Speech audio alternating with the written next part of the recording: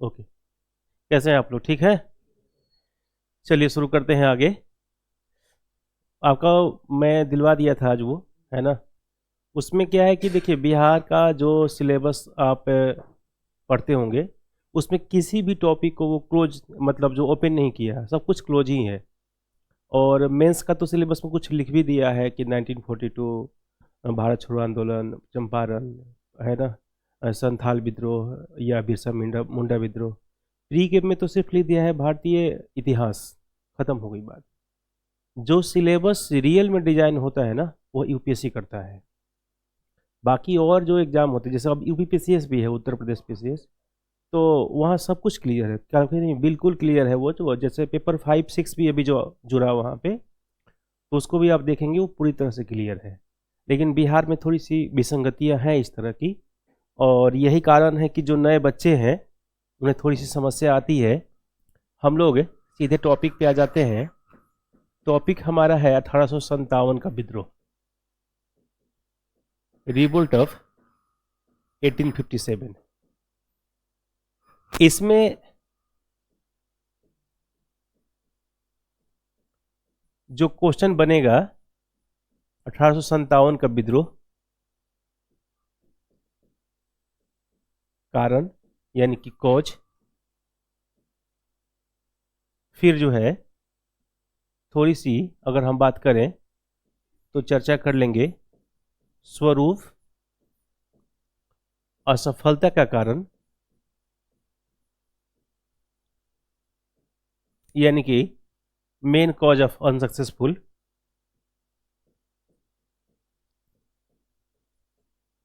और इसके बाद परिणाम। ये आपके क्वेश्चन जो भी आए, वो बिहार में अगर आप लोगों ने देखा होगा, ये सारे हेड के क्वेश्चन हैं। अब इसमें टेल के क्वेश्चन आ जाएगा, और वो हो जाएगा बिहार की भूमिका,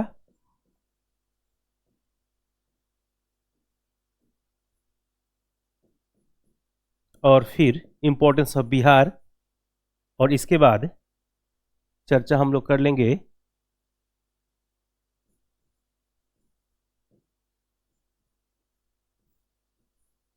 कुंवर सिंह का योगदान। ये दो क्वेश्चन मैंने कल भी शेयर किया था आप लोग को, कि दोनों में से क्वेश्चन आएंगे तो कैसे कैसे आपको लिखना होगा। ये एक पार्ट हो गया और ये दूसरा पार्ट हो गया।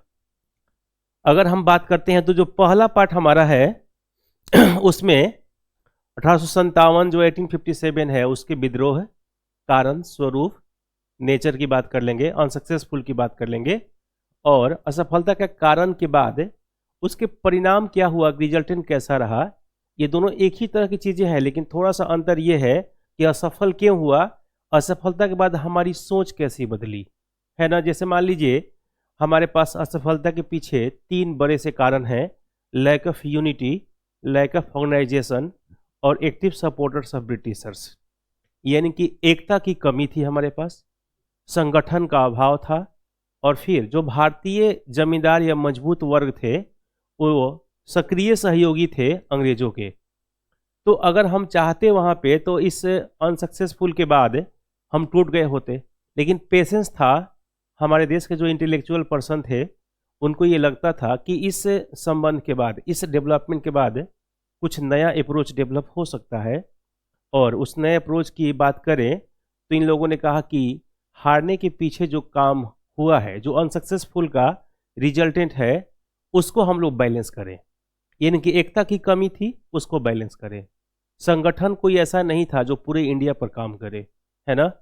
आपको याद होगा कि अगर हम लोग बात करें शुरुआती दौर में, तो मौर्य काल में चंद्रगुप्त मौर्य से पहले भारत हजारों टुकड़ों में, मतलब छोटे छोटे राजा, छोटी छोटी सी उनकी विरासतें बनी हुई थी, लेकिन वो पूरा उत्तर भारत को एक करने का साहस किया और उसका प्रशासन को उनसे डेवलप किया।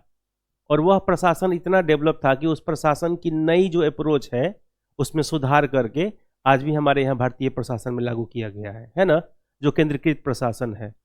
तो यहाँ भी इस बात की चर्चा हो गई कि अगर हम हार गए तो उसके पीछे एकता और संगठन की जो अभाव है, इसको बैलेंस करने के लिए हम लोगों ने 1885 में बर्थ ऑफ नेशनलिज्म की बात की करते हैं, राष्ट्रवाद की बात करते हैं, या फिर भारतीय राष्ट्रीय कांग्रेस की बात करते हैं। कांग्रेस पार्टी का गठन के पीछे सबसे बड़ा कारण देश की आज़ादी है ना, या फिर पूरे भारत को एक करना।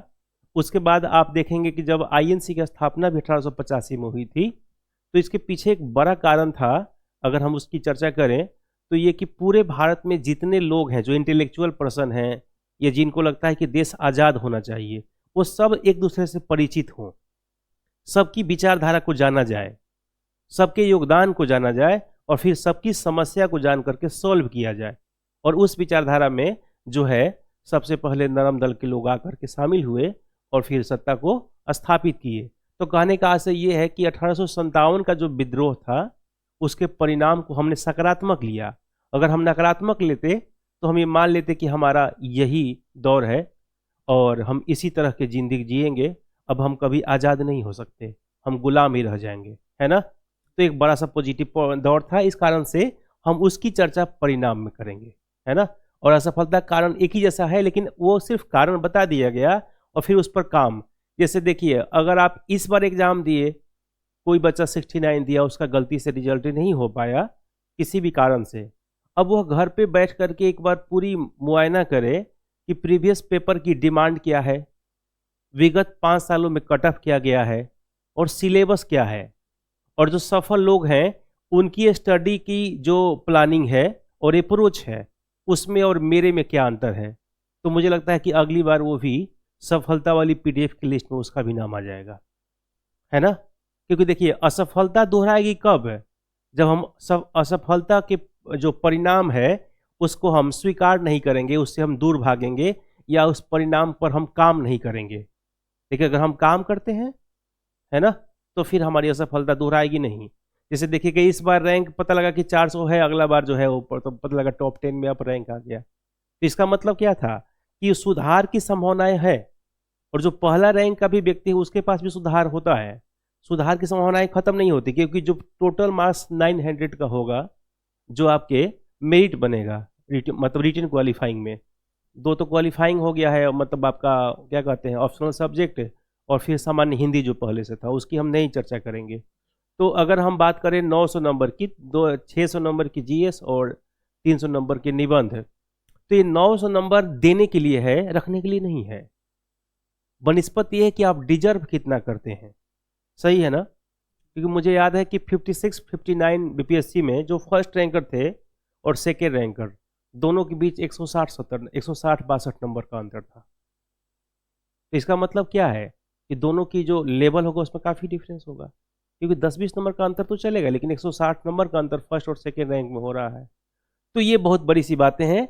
हम लोग सबसे पहले चर्चा करेंगे 1857 की विद्रोह का, जो है ये विद्रोह है क्यों हुआ, कारण क्या था और कैसी इसकी विसंगतियां हैं। तो थोड़ा सा हमें बैक में जाना होगा, क्योंकि अगर हम 1857 की विद्रोह को जानना चाहें, इसे मिटाऊं मैं, लिख लिया आपने, ठीक। तो ये कह सकते हैं कि लगभग 100 ईयर्स के इतिहास 1757 टू 1857, इस दौर में अगर हम बात करें तो थोड़ी सी चर्चा हम लोग कर लेंगे प्लासी की। हालांकि प्लासी मैं अलग से पढ़ाऊंगा आप लोग को, प्रीलिम्स के लिए इम्पोर्टेंट है, या 7 मार्क्स के जो क्वेश्चन पूछे जाते हैं ना उसमें इसको पूछ सकते हैं प्लासी को, है ना। और फिर हम लोग बात करते हैं पानीपत की, यानी कि पानीपत का जो थर्ड वार था उसकी चर्चा कर लेंगे, और फिर हम चर्चा कर लेंगे बक्सर की। और ये बक्सर जो है वो 1764 में हुआ, 22 अक्टूबर को। ये आपकी हुई 14 जनवरी 1761, और ये हुआ 23 जून 1757। अगर हम तीनों की बात करें तो एक बात समझनी होगी कि प्लासी से ही हमारी शुरुआत होती है भारत को, अगर हम राजनीतिक रूप से देखें। पॉलिटिकल रूप से अगर हम भारत में सत्ता की बागडोर की चर्चा करें तो ये कह सकते हैं कि अगर हम थोड़ी सी चर्चा करें पॉलिटिकल हिस्ट्री की,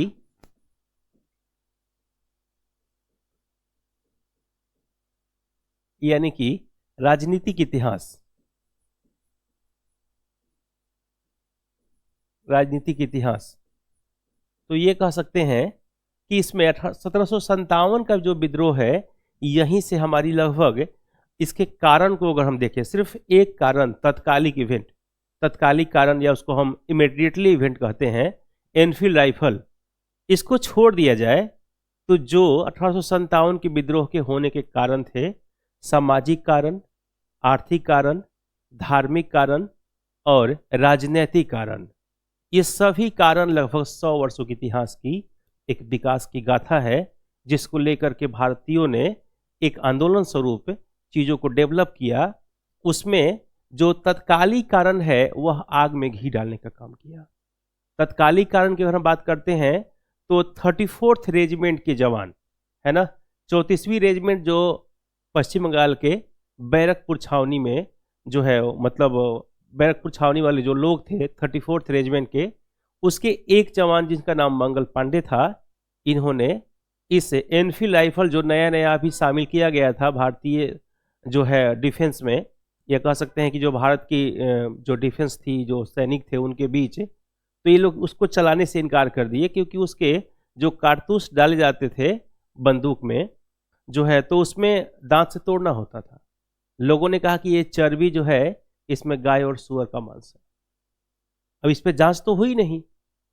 अब गाय और सूअर का मांस से ये बात कही जा रही है, उसमें समस्या ये है कि गाय से हिंदू को समस्या और जो सूअर है उससे मुस्लिम को समस्या। और यही कारण था कि 29 मार्च 1857 को उन्हें गिरफ्तार कर लिया जाता है और 8 अप्रैल 1857 को उन्हें फांसी दे दी जाती है। उनके फांसी देने के बाद फिर ये जर्नी शुरू होती है, और फिर आप देखेंगे कि एक अलग 30th रेजिमेंट के जवान जो उत्तर प्रदेश के मेरठ की छावनी के थे, ये 10 मई को उत्तर प्रदेश से जो मेरठ से निकलते हैं और 11 मई को दिल्ली लाल किला पहुंच जाते हैं। दिल्ली लाल किला जब पहुंचते हैं तो लाल किला के प्राचीर में इस चीज़ों को देखते हैं कि यहाँ पे बहादुर शाह जफर जो पेंशन याफ्ता है अंग्रेजों का, है ना। हम कह सकते हैं एक बिहार पीसीएस में क्वेश्चन भी पूछा गया था कि वो अंतिम दौर में जो है मुगलों की सत्ता कहाँ से कहाँ तक थी, और उसमें ऑप्शन था चांदनी चौक से पालम तक, है ना। आप लोगों ने देखा होगा 64-65 में ये क्वेश्चन पूछा गया है। तो उस दौर में वह बुजुर्ग व्यक्ति बहादुर शाह जफर, बहादुर शाह सेकेंड भी उनको कहते थे, उनको आकर के लीडरशिप की बात करते हैं सब छावनी के जो जवान हैं। शुरुआत दौर में वो तैयार नहीं होते, लेकिन बाद में तैयार होते हैं और 11 मई को प्लानिंग शुरू होती है और यहाँ से ये विद्रोह शुरू हो जाता है। लेकिन अगर हम तत्कालिक कारण को हटा दें तो लगता है कि जितने भी कारण है ना, जैसे सामाजिक कारण क्या है कि हम सामाजिक रूप से जब जब अंग्रेजों ने हमें गुलाम बनाया तो शोषण की प्रवृत्ति बढ़ी। देखिए, अगर हम छोटी सी बात करें थोड़ी सी इतिहास की परंपरा में, तो इरफान हबीब साहब एक जो है अलीगढ़ यूनिवर्सिटी के प्रोफेसर, उन्होंने कहा कि हम गुलाम तो तभी हो गए थे जब हमारे पास जो है गुलाम वंश के और जो है दिल्ली सल्तनत के लोग और मुगल वंश के लोग आए थे, तो भी हम गुलाम थे, क्योंकि हमारा राजा भारतीय नहीं था, लेकिन उसको हम गुलाम नहीं कहते। इसके पीछे कारण ये है कि उस समय हमारी जो शोषण की नीति थी वो एकहरी थी। जो व्यक्ति भारत से बाहर का था वो भारत आया तो भारत का होकर रह गया, लूटा भी तो भारत में ही लूटा। लेकिन अंग्रेजों ने दोहरी नीति को डेवलप किया कि यहाँ की संपत्ति को लूटा भी और इस संपत्ति को कहाँ भेज दिया, ब्रिटेन भेज दिया। तो जो आप देखेंगे हरीश भारतेंदु की एक कथन है कि पै धन विदेश चली जाते यही अति ख्वारी, मतलब हमारा जो धन है विदेश जा रहा है, इस बात की हमें ख्वारी है। ख्वारी का मतलब दुख होता है। तो ये चीजों को हम समझेंगे यहाँ पे कि 1757 के प्लासी के युद्ध के बाद जो परिस्थितियां बदली वो ये हुआ कि बंगाल अंग्रेजों के अधीन हो गया।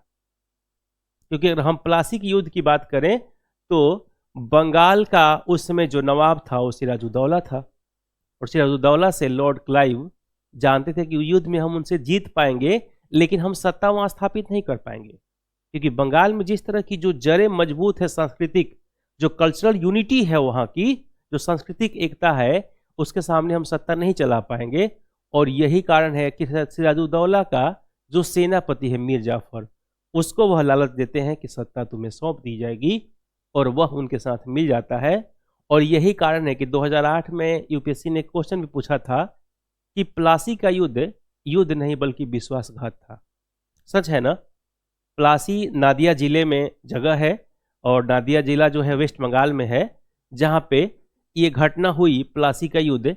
इस युद्ध को जीतने से पूरे बंगाल पर एक अधिकार इनडायरेक्ट रूप से शुरुआत दौर में और बाद में डायरेक्ट रूप से कह सकते हैं अंग्रेजों का हो गया। और उस समय के बंगाल का मतलब है आज का 4 स्टेट और 1 कंट्री। क्योंकि 1905 में हम लोगों ने कल चर्चा किया था कि बंगाल को 2 भागों में बांटे हैं, ईस्ट और वेस्ट, है ना? तो अगर हम ईस्ट बंगाल की बात करें तो वहां पे एक चर्चा होती है कि ईस्ट बंगाल बाद में जाकर के ईस्ट पाकिस्तान हो गया, और ईस्ट पाकिस्तान को बाद में बांग्लादेश के रूप में घोषित कर दिया गया, तो एक देश हो गया वो। और वेस्ट बंगाल जो है वो 4 राज्यों के रूप में विभाजित दिखता है, वेस्ट बंगाल, उड़ीसा, बिहार और झारखंड। तो ये प्लासी एक बड़ा सा क्षेत्र था। अब आपको ये भी सोचना है कि आखिर सबसे पहले अंग्रेजों ने बंगाल को जीतने का प्रयास क्यों किया? तो इसके पीछे कारण था कि जो भारत की सबसे फर्टाइल एरिया था, जो सबसे उपजाऊ जमीन है ना, वह, क्योंकि हमने आपसे कल भी चर्चा किया था कि उस समय हमारे यहाँ इंडस्ट्रियल डेवलपमेंट तो हुआ नहीं था, इंडस्ट्रियल रिवोल्यूशन नहीं आई थी। क्योंकि देखिए इंडस्ट्रियल रिवोल्यूशन का मतलब है जो है आपकी कहते हैं औद्योगिक क्रांति। तो औद्योगिक क्रांति 1750 के आसपास तो इंग्लैंड में ही आई, उसके करीब करीब 100 वर्ष के बाद भारत में दिखना शुरू हो गया। 1850 के बाद 1850 के बाद देखेंगे रेलवे, डाक तार, सब व्यवस्थाएं डेवलप हो रही है, क्योंकि 100 वर्ष में जो इंग्लैंड की जो औद्योगिकरण थी, इंडस्ट्रियल डेवलपमेंट थी, वो पूरी हो चुकी थी। तो जब वो पूरी हो चुकी है तो जाहिर सी बात है कि जो यहाँ होगा वह उसके बाद, क्योंकि वहाँ की अवस्था जब पूरी हो चुकी है तो वहाँ सस्टेनेबल डेवलपमेंट में हम देखेंगे कि चीज़ें रुकने लगी। तो उसको विकास के लिए, जैसे वहाँ की बड़ी बड़ी कंपनियां हैं उनको रोजगार देना होगा, वहाँ की इंजीनियर है उनको रोजगार देना होगा। तो जो भी व्यक्ति गुलाम देश थे उन पर इन्होंने पहला आक्रमण की बात किया और वो डेवलपमेंट की बात किया। क्योंकि रेलवे का विकास जब भारत में हुआ था उस समय हमें विकास की जरूरत नहीं थी, उस समय हमें रोटी और कपड़े और मकान की जरूरत थी, हमारी बेसिक नीड ही पूरा नहीं हो रहा था, है ना? एक क्वेश्चन भी आता है कि रेलवे का विकास विकास का नहीं विनाश का घोतक था। अगर हम बात करते हैं इकोनॉमिक हिस्ट्री की बात करते हैं, मार्क्सिस्ट विचारधारा की बात करते हैं, तो उसमें एक क्वेश्चन बनता है कि रेलवे का विकास जब जरूरत है, जैसे मान लीजिए कि आपके पास खाने पीने की समस्या हो और आप जो है अच्छा से सुबह और शाम खा नहीं पा रहे हो, लेकिन कहते हैं कि मेरे पास 4 व्हीलर होनी चाहिए, है ना, खाना पीना भले हम कम कर लें, ये सही है। तो यही डेवलपमेंट थी कि हमारे यहाँ एक अलग विकास का दौर था। तो हम जिस राजनीतिक कारण के इतिहास की बात करते हैं वह 1757 से प्लासी को जीता गया। पानीपत में 3 युद्ध हुए, पानीपत में 3 युद्ध हुए, एक 1526 21 अप्रैल, दूसरा 1556 5 नवंबर, और तीसरा पानीपत आपका 14 जनवरी।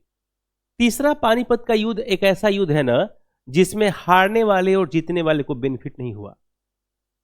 यह पूरे विश्व का एक अनोखा युद्ध है जिसमें थर्ड व्यक्ति, जैसे युद्ध में जो दर्शक दीर्घा में बैठा हुआ है उसे बेनिफिट हुई। जो जीतने वाला व्यक्ति है अहमद शाह अब्दाली, वह इंडिया रुकने को तैयार नहीं था, वो संपत्ति लूट के चला गया, और जो हारने वाले मराठा हैं वो खत्म हो गए।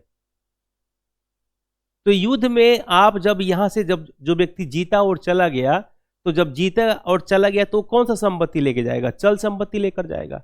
संपत्ति की 2 विचारधारा है, अचल संपत्ति और चल संपत्ति।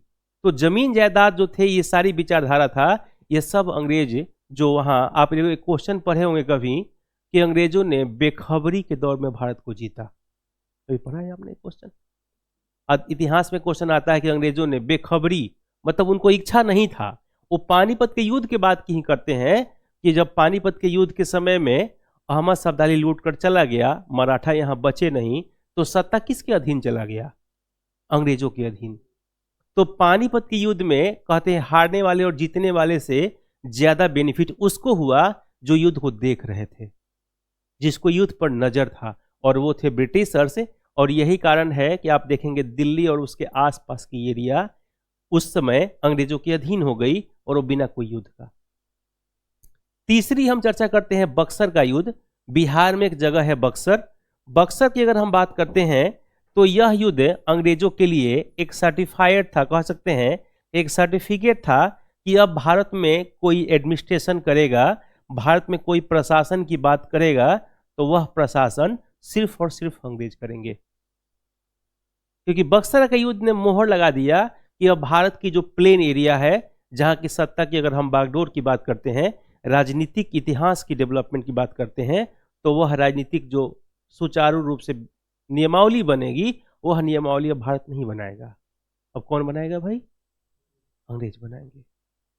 क्योंकि बक्सर का युद्ध के बाद आप कह सकते हैं कि बक्सर का युद्ध क्यों इंपॉर्टेंट है, इसके पीछे अगर हम थोड़ी सी कारण करें तो देखिएगा कि बक्सर के युद्ध में एक तरफ से आते हैं अवध के नवाब सुजाउदौला,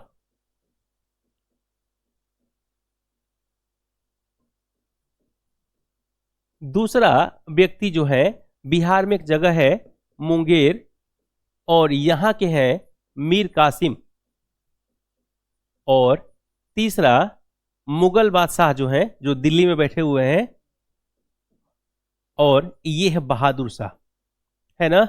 ये तीनों व्यक्ति एक साथ युद्ध में आते हैं, और जो है एक तरफ से अकेला हेक्टर मुनरो जैसा व्यक्ति है, और जीत हो जाती है किसकी?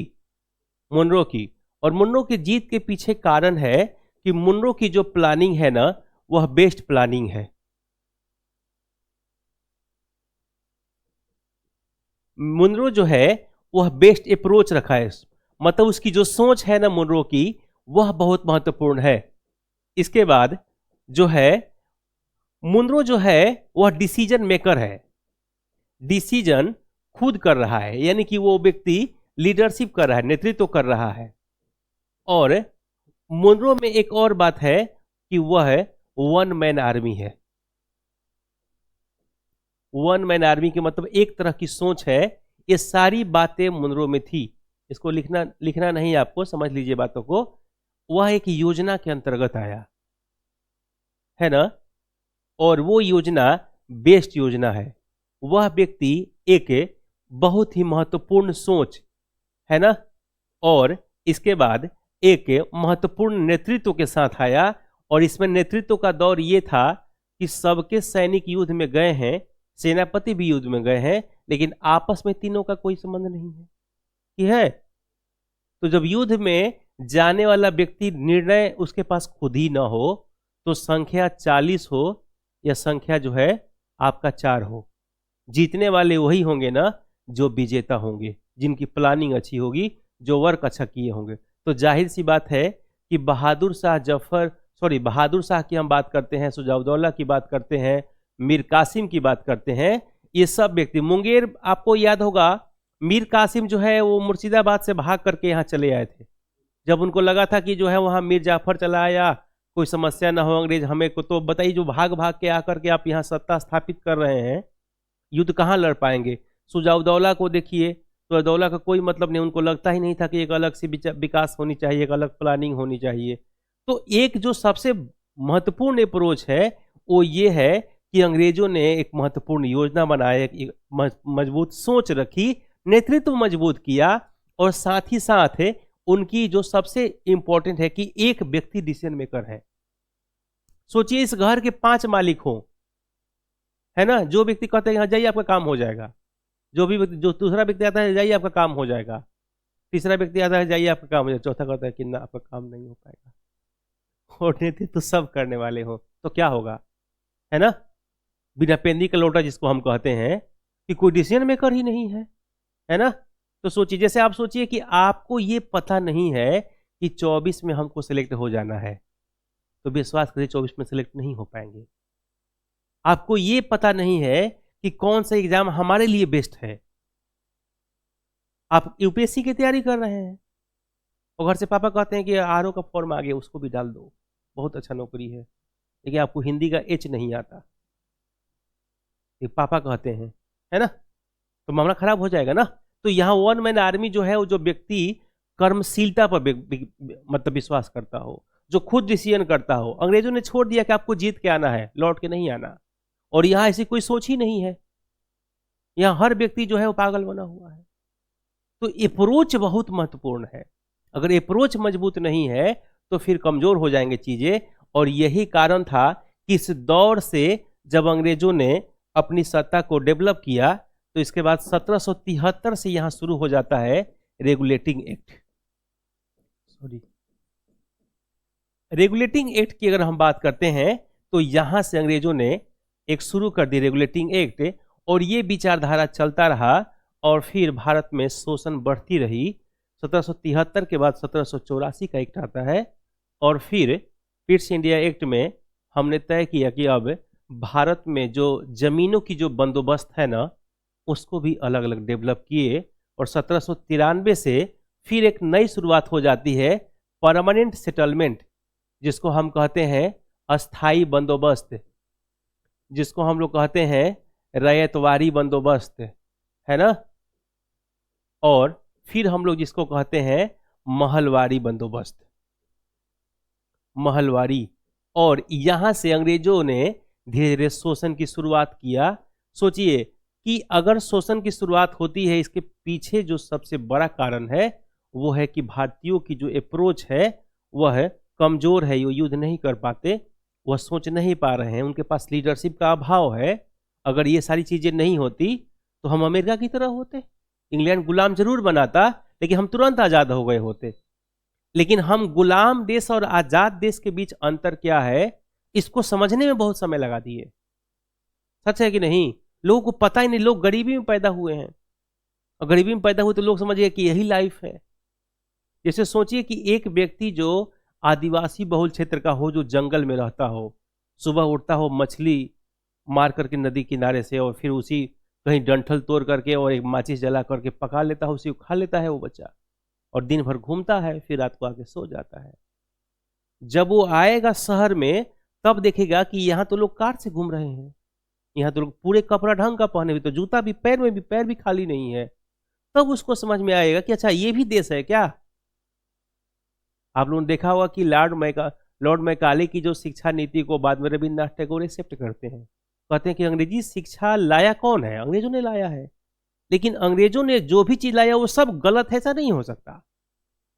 क्योंकि वो क्या कहते हैं कि जब विदेश जाइएगा तो आपको संबंध में लगता है कि चीजें डेवलप हो रही है। तो आ जाइए, तो हम लोग यहाँ से शोषण की प्रवृत्ति शुरू होती है और वह सामाजिक शोषण है, राजनीतिक है, आर्थिक है और धार्मिक शोषण। धार्मिक शोषण का मतलब क्या है कि आप देखेंगे कि जो भारतीय हैं उनको जो है समुद्र पार करना यानी कि धर्म को नष्ट करना है। उसके बाद कहते हैं कि ट्रेनिंग करने आपको समुद्र पार जाना होगा। इसके बाद ईसाई धर्म की प्रचार प्रसार बहुत तेजी से हो रही है। जो गरीब तबके के लोग हैं उन्हें सुविधा देने की बात की जा रही है। कहा जा रहा है आपके बच्चों को अच्छा शिक्षा दिया जाएगा, आपको अच्छा स्कूलिंग दी जाएगी, आपको अच्छा व्यवस्था दिया जाएगा, आप सिर्फ धर्म परिवर्तन कर लीजिए। तो ये धार्मिक संकट भी था। इसके बाद हम और भी धार्मिक संकट के पीछे कारण है कि देखिए, राजनीतिक और सामाजिक और धार्मिक संकट के पीछे एक बहुत बड़ा कारण है आर्थिक आधार। जिनके आर्थिक आधार कमजोर होंगे ना, उनके सामाजिक सद्भाव नहीं होगा। हम रिचुअल्स को कब निभाएंगे? रीति रिवाज हमारा कब होगा? जब हमारे पास पैसा होगा। आप देखिए, किसी रिक्शा पुलर को बोलिए कि तुम जो है यूपी से हो और तुम महाराष्ट्र से हो, महाराष्ट्र का नियम बताते हो क्या शादी विवाह में? वो कहता है कि हमें एक जिंदा लड़की मिल जाए यही बहुत है हमारे लिए। सच है ना? क्यों? क्योंकि इसके पीछे कारण है कि जो जितने हमारी वंश परंपरा है, रीति रिवाज है, सभ्यता है, ये संस्कृति है, ये सब हम पैसे होने के बाद ही दिखाते हैं। तो पैसा नहीं है तो फिर खत्म हो जाता है सब। तो अगर हम 100 वर्षों के इतिहास में हमारी आर्थिक शोषण तो शुरू हो गई है ना, कि नहीं हुई है? तो आर्थिक शोषण जब हमारी शुरू हो जाएगी और इसी पर हम डिपेंडेंसी है, ऐसा तो है नहीं कि उसमें गवर्नमेंट जॉब हो जाता था। दूसरी कोई अगर अंग्रेज अधिकारी जो है जो भर्ती कर रहे हैं उसमें भारतीय कोई सैनिक भर्ती भी हो गया तो उनका आरक्षण, उनकी पदोन्नति नहीं थी, उनका वेतन कम था। और एक व्यक्ति जो विदेश से आया हुआ है अंग्रेज और एक भारतीय, दोनों एक ही पद पर हैं, बिपिन चंद्रा कहते हैं, उसके बाद भी दोनों की जो व्यवहार है, जो उनकी लक्षण है, जो उनकी सोच है, जो उनकी प्रतिष्ठा है, उसमें काफी अंतर है। क्योंकि अंग्रेजों को भारतीय जो है वो कैट्स एंड डॉग वाली बात अगर कह सकते हैं हम, जो है उनकी जो जिस तरह की जो व्यवस्था कहते हैं कि बार्किंग, जो कुत्तों से सावधान, जो गेट के आगे लिखा होता है, तो कोई जरूरी नहीं है कि उस घर के अंदर कुत्ता हो, ठीक है ना। तो ये व्यवस्था डेवलप थी और यही कारण था कि यहाँ की जो विकास की अवस्था एक डेवलप अवस्था थी। हम सीधे टॉपिक पे आ जाते हैं, क्योंकि 1857 के विद्रोह के पीछे बहुत बड़ा सा कारण है। इसमें 1857 का जो मुख्य कारण है उसकी चर्चा हम लोग थोड़ा सा कर लेते हैं। और जो इम्पोर्टेंट सेक्शन है अगर हम उसकी बात करें तो लगभग जो 100 वर्षों के इतिहास के कारक है ना, उसमें कारक आप लिखेंगे सामाजिक कारण,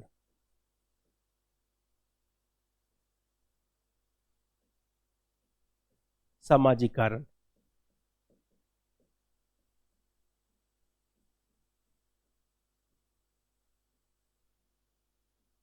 आर्थिक कारण,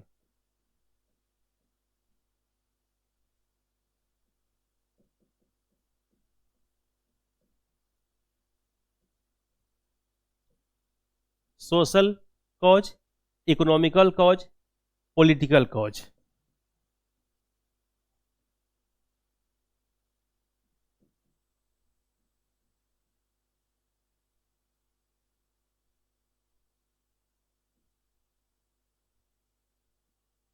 अब लिखेंगे रिलीजियस क्राइसिस, जिसको हिंदी में कहते हैं धार्मिक संकट।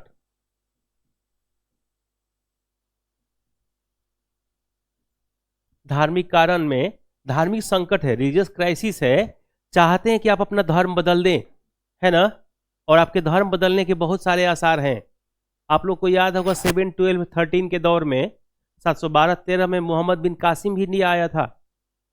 जब मोहम्मद बिन कासिम आया तो लोगों ने, क्योंकि देश में उस समय जो सत्ता, जो कलम चलाने वाले हैं वो भी मुस्लिम डोमिनेंट लोग थे, तो लोगों ने ये कहना शुरू किया कि वो सिंध प्रांत और पंजाब प्रांत को लूटने आए थे, और इसी को उन्होंने मेन कॉज में दर्शाया।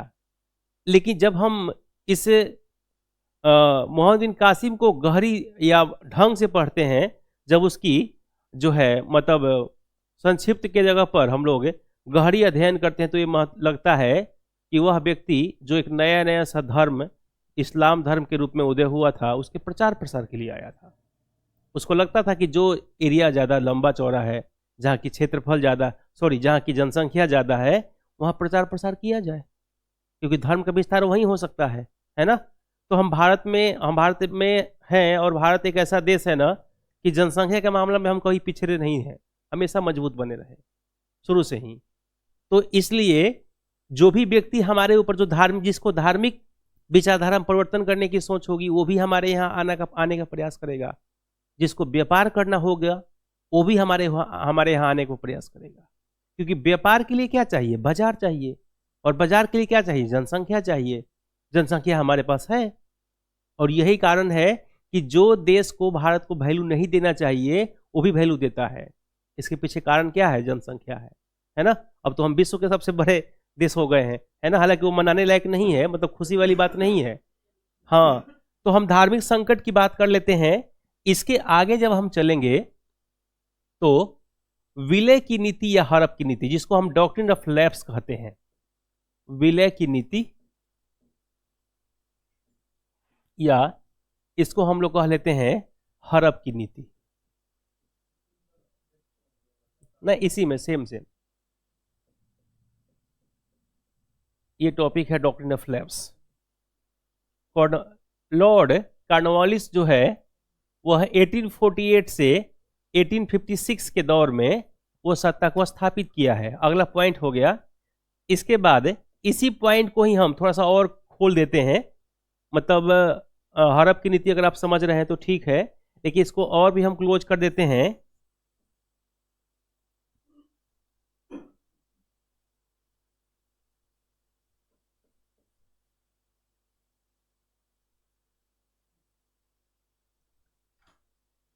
रिजेक्टेड फॉर एडॉप्टेड सन,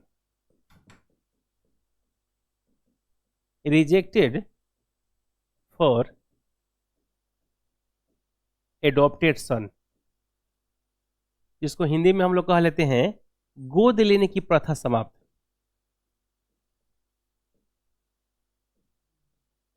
गोद लेने की प्रथा समाप्त, ये उसी का पार्ट है ना।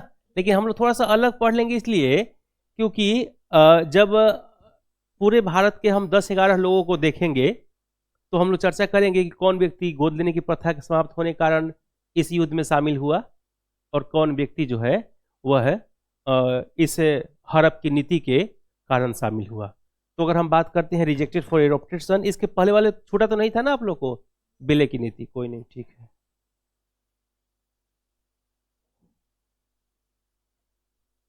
गोद लेने की प्रथा समाप्त, और इसके बाद हम तत्कालिक कारण एक बार लिखते हैं और वो है आपका एनफील्ड राइफल।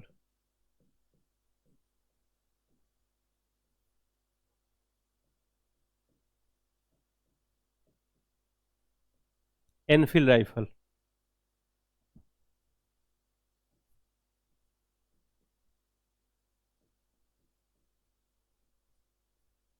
तत्कालिक कारण।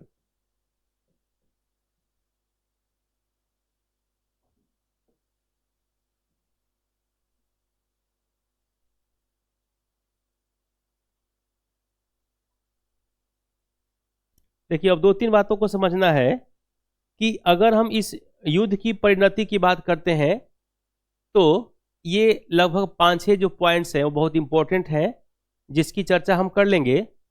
लिख लिया सबने? अब चर्चा ये होगी कि भारत में इस युद्ध को लेकर के एक बहुत बड़ी विचारधारा है कि जो स्कॉलर है भारतीय, उस स्कॉलर ने इस युद्ध को क्या कहा है। जैसे हम एशियन सेन की बात करते हैं तो वह कहते हैं कि ये युद्ध जो है निजी स्वार्थ के लिए हुआ, जबकि हम जब बीडी सावरकर की बात कहते हैं तो वह कहते हैं कि प्रथम स्वतंत्रता संग्राम है, विनायक दामोदर सावरकर। तो इस युद्ध को हम क्या कहेंगे, यानी कि हमारे पास जो टर्म्स है रिवोल्ट ऑफ 1857, इस युद्ध को हम क्या कहेंगे अगर ये एक चर्चा का विषय हमारा हो जाता है। इसे हम निजी विद्रोह कहें, इसे हम जो है हिंदू मुस्लिम संगठन का धर्मांध का युद्ध कहें, इसे हम लोग जो है भारतीय एकता का कारक कहें, या अलग अलग सी चीज़ों को हम डेवलप करने की बात कहें, तो अलग अलग से अप्रोच यहाँ डेवलप होते हैं। और इसके पीछे जो सबसे मजबूत कड़ी है, जो प्रीलिम्स के लिए इम्पोर्टेंट है, मेंस के लिए इम्पोर्टेंट नहीं है, लेकिन प्रीलिम्स के लिए इम्पोर्टेंट है कि कौन व्यक्ति युद्ध में कहाँ से शामिल हुआ। तो अगर हम चर्चा करें तो शुरुआत हम लोग कर लेते हैं दिल्ली से। दिल्ली से बहादुर शाह जफर और इनके साथ बख्त खां, इनके सहयोगी आते हैं। हाँ, सेनापति वही सहयोगी असिस्टेंट हो गए। तो सहयोगी सामने हैं और बहादुर शाह जफर और बख्त खां जब युद्ध में शामिल होते हैं तो इनके पीछे कारण था जो मेरठ की छावनी से चले सिपाही थे उनको लीडरशिप करने की बात। और यहाँ पे कहीं भी जो सिपाही थे, अगर हम उनकी बात करें तो वो सिर्फ चाहते थे कि देश आज़ाद हो जाए, या वो चाहते थे कि हमारी जो स्थिति आज फोर्स में है उसमें सुधार हो जाए, जैसे हमारी थोड़ी सी प्रतिष्ठा वहाँ बढ़ जाए, जो पदोन्नति है उसमें हमारा भी नाम आ जाए, पदोन्नति हमारी कमज़ोर ना हो, या फिर जो हमारा धार्मिक संकट है, जो हम फोर्स में जॉब करते हैं या डिफेंस में, तो हमारी धार्मिक संकट को लेकर जो समस्या खड़ी होती है तो वो खत्म हो जाए, यही वो चाहते थे। तो अगर हम प्रथम स्वतंत्रता संग्राम की बात कहें तो ये यहाँ पे दिखता है ना। और बहादुर शाह जफर ने ही कहा था कि अगर आप लोग युद्ध में आ गए हैं तो आपके पास इमोशन है, क्योंकि आपको क्या है भाई, देश को आज़ाद करना है, तो एक इमोशन आपने लेकर के आया है। लेकिन इस युद्ध में लड़ने के लिए आपको पैसा भी चाहिए कि नहीं चाहिए, और यही कारण है कुछ लोगों से सहयोग मांगने की बात की गई, लेकिन उन लोगों ने सहयोग की राशि देने से या सहयोग करने से इनकार कर दिया। और उसमें कुछ जमींदार थे जिनकी हम चर्चा करेंगे, निजाम ऑफ हैदराबाद, यानी कि हैदराबाद के निजाम, जो है इंदौर के होलकर, ग्वालियर के सिंधिया, जोधपुर के राजा, और फिर पाटियाला के शासक, है ना। ये ऐसे लोग थे, 4-5 नाम ऐसा था जिन लोगों से मदद मांगी गई, लेकिन इन लोगों ने कहा कि अगर युद्ध हार जाते हैं तो जो हमारा संबंध चल रहा है, जो हमारी चल रही है चीज़ें, वो कमज़ोर हो जाएगा। तो सक्रिय सहयोगी किसके थे? वो भारतीयों के नहीं थे, एक्टिव सपोर्टर्स ऑफ ब्रिटिशर्स की बात करता है। और वो कौन थे? भारत के जमींदार थे। देखिए, कभी भी किसी युद्ध में अगर देश का प्रमुख वर्ग देश के साथ होना तो वह देश गुलाम नहीं हो सकता। इस बात को हमेशा समझिए आप। तो यहां हम चर्चा ये करेंगे कि इन लोगों ने सिर्फ स्वार्थ क्यों नहीं कह करके प्रथम स्वतंत्रता संग्राम के रूप में शामिल हुए, और बलिया के रहने वाले थे मंगल पांडे जिनकी फांसी दी गई थी। तो कहीं ना कहीं एक सेना में संगठन भी था, एकता भी था कि उसका बदला हम लोग ले अंग्रेजों से, है ना। तो एक बहुत बड़ा सा कारण है। लेकिन हम आगे चलते हैं तो हम नाना साहब की बात कर लेते हैं। नाना साहब जो कानपुर से हैं, वो दत्तक पुत्र, गोद लिए हुए पुत्र हैं मराठा के। तो जब वो गोद लिए पुत्र की बात की गई है और लॉर्ड डलहौजी ने लाया है डॉक्ट्रिन ऑफ लैप्स, यानी कि विलय की नीति या हड़प की नीति, और फिर उसमें कहता है कि कोई भी व्यक्ति किसी को गोद नहीं ले सकता है। तो ये जो जमींदारी प्रथा समाप्त करने की ये जो परंपरा जो चल रही थी, इसमें ये शामिल हो जाते हैं, और नाना साहब के साथ उनके सहयोगी तात्या टोपे भी साथ करते हैं, है ना। इसके बाद जब हम आगे चलते हैं तो बरेली में खान बहादुर खां अपने बड़े भाई की संपत्ति ले लिए हैं। उस संपत्ति को लेकर के चर्चा होती है कि बड़े भाई की संपत्ति पर आपका एकाधिकार नहीं हो सकता, वह संपत्ति सरकार की हो जाएगी। क्योंकि ये सारी गतिविधियों का पोल वहां खुलता है जब ग्वालियर और झांसी के एरिया में रानी लक्ष्मीबाई सामने आती हैं और वो कहती हैं कि अगर गोद लेने की प्रथा को यहाँ पर इसमें थोड़ी सी लचीलापन कर दिया जाए, यहाँ पे इस रूल को हार्ड एंड फास्ट न किया जाए, तो आपको ग्वालियर और आपको झांसी की तरफ से कोई सोचने की जरूरत नहीं है। याद है ना। तो इसका मतलब क्या था कि वहां सर ह्यूग रोज अगर सिर्फ ये कह लेता कि ठीक है, आप जो आपके पति जो है गंगाधर राव की मृत्यु हो गई है, तो बच्चा आपने गोद लिया है, वो ठीक है, आप गोद ले लीजिए, कोई दिक्कत नहीं है, तो फिर वो युद्ध में शामिल होती क्या? नहीं होती ना। तो युद्ध किसके लिए? निजी स्वार्थ के लिए हो रहा है कि देश की एकता और अखंडता के लिए, निजी स्वार्थ के लिए। हम आगे चलते हैं, लखनऊ में बेगम हजरत महल के साथ देखते हैं, वहां भी यही सिचुएशन था। ब्रिजेश कादिर कमजोर है ना, और पति उनका देहांत हो चुका है, वहां भी सत्ता की बागडोर अलग संभलती है। इलाहाबाद वाराणसी में लियाकत अली अपने बड़े भाई की संपत्ति स्थापित किए हैं। बिहार में जब चलते हैं ना, तो जमींदारी प्रथा समाप्त करने की प्लान चल रहा था बीर कुंवर सिंह के साथ, क्योंकि बीर कुंवर सिंह के पास एक काफी जमींदारी वर्ग था, काफी जमीन था। तो सर विलियम टेलर की बात करते हैं और विंसेंट अयर की बात करते हैं। तो विलियम टेलर और विंसेंट अयर मिल करके जो है वहां पे वो कहते हैं कि नहीं, ये जो शाहाबाद वाली एरिया है, बिहार में शाहाबाद को आप जानते हैं, अब वो 4-5 जिला बन गया है ना, जैसे बक्सर हो गया, भभुआ हो गया, कैमूर हो गया, आरा हो, भोजपुर हो गया, तो सब मिला के पहले शाहाबाद हुआ करता था, है ना।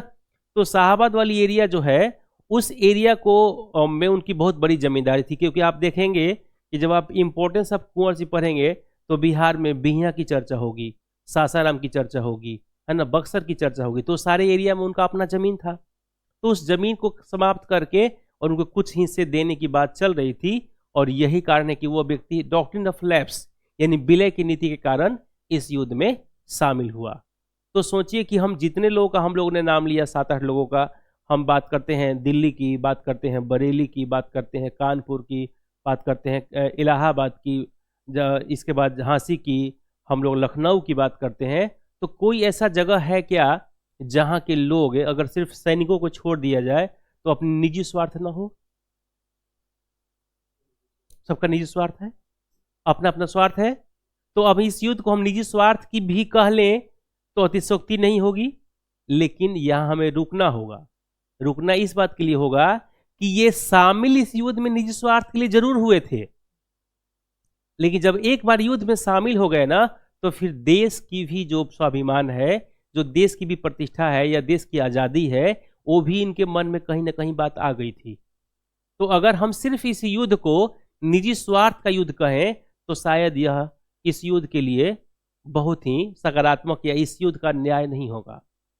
और इस युद्ध को सिर्फ हम ये कहें कि प्रथम स्वतंत्रता संग्राम है तो भी ये न्याय नहीं होगा, यानी कि हम बीच की कड़ी निकालेंगे, है ना। और यही कारण है कि इस युद्ध में परिणाम अलग अलग हुए। हमने एक चर्चा बार बार हम लोग कर रहे थे कि लैग ऑफ यूनिटी यानी कि एकता की कमी, ये कहां दिखती है भाई? तो एकता की कमी का मतलब ये है कि युद्ध में प्रत्येक व्यक्ति के यहां युद्ध का समय अलग अलग है। जो झांसी में जब युद्ध होता है तो लखनऊ शांत होता है, और यही कारण है कि देखेंगे कोलिन कैंपवेल, जेम्स नील, है ना, और कुछ और लोगों ने मिलकर के 2-3 जगह जाकर लीडरशिप किया। और इसके पीछे कारण था, उस समय भारत में लॉर्ड कैनिंग जो है, कह सकते हैं 1857 के दौर में लॉर्ड कैनिंग यहाँ का गवर्नर जनरल था। बाद में वो 1858 में वायसराय भी बना, है ना। तो लॉर्ड कैनिंग कहता है कि भारतीय इतने मूर्ख थे कि अगर एक साथ युद्ध कर लिए होते तो हमारे पास सैनिक कम पड़ जाते और हमें भागना पड़ जाता।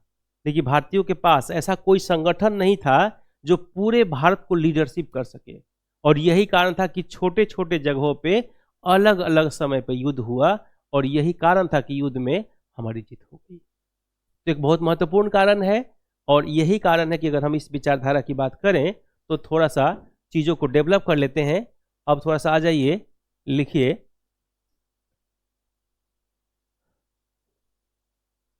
एक में आप लिख लीजिएगा, ये मेंस में नहीं पूछा जाएगा लेकिन आपको जानना चाहिए, क्योंकि इंटरव्यू में भी पूछता है कि लीडरशिप कौन कहाँ से किया, है ना। तो उसमें एक में आप देख लीजिएगा प्लेस, यानी कि स्थान। हाँ, दूसरे में आप लिख लीजिएगा इंडियन लीडर, यानी भारतीय नेतृत्व,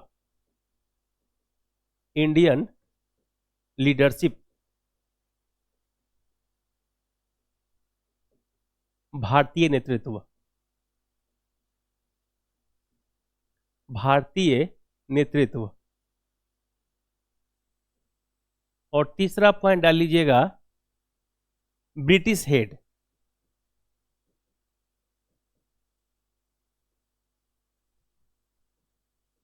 अंग्रेज प्रमुख या प्रमुख अंग्रेज।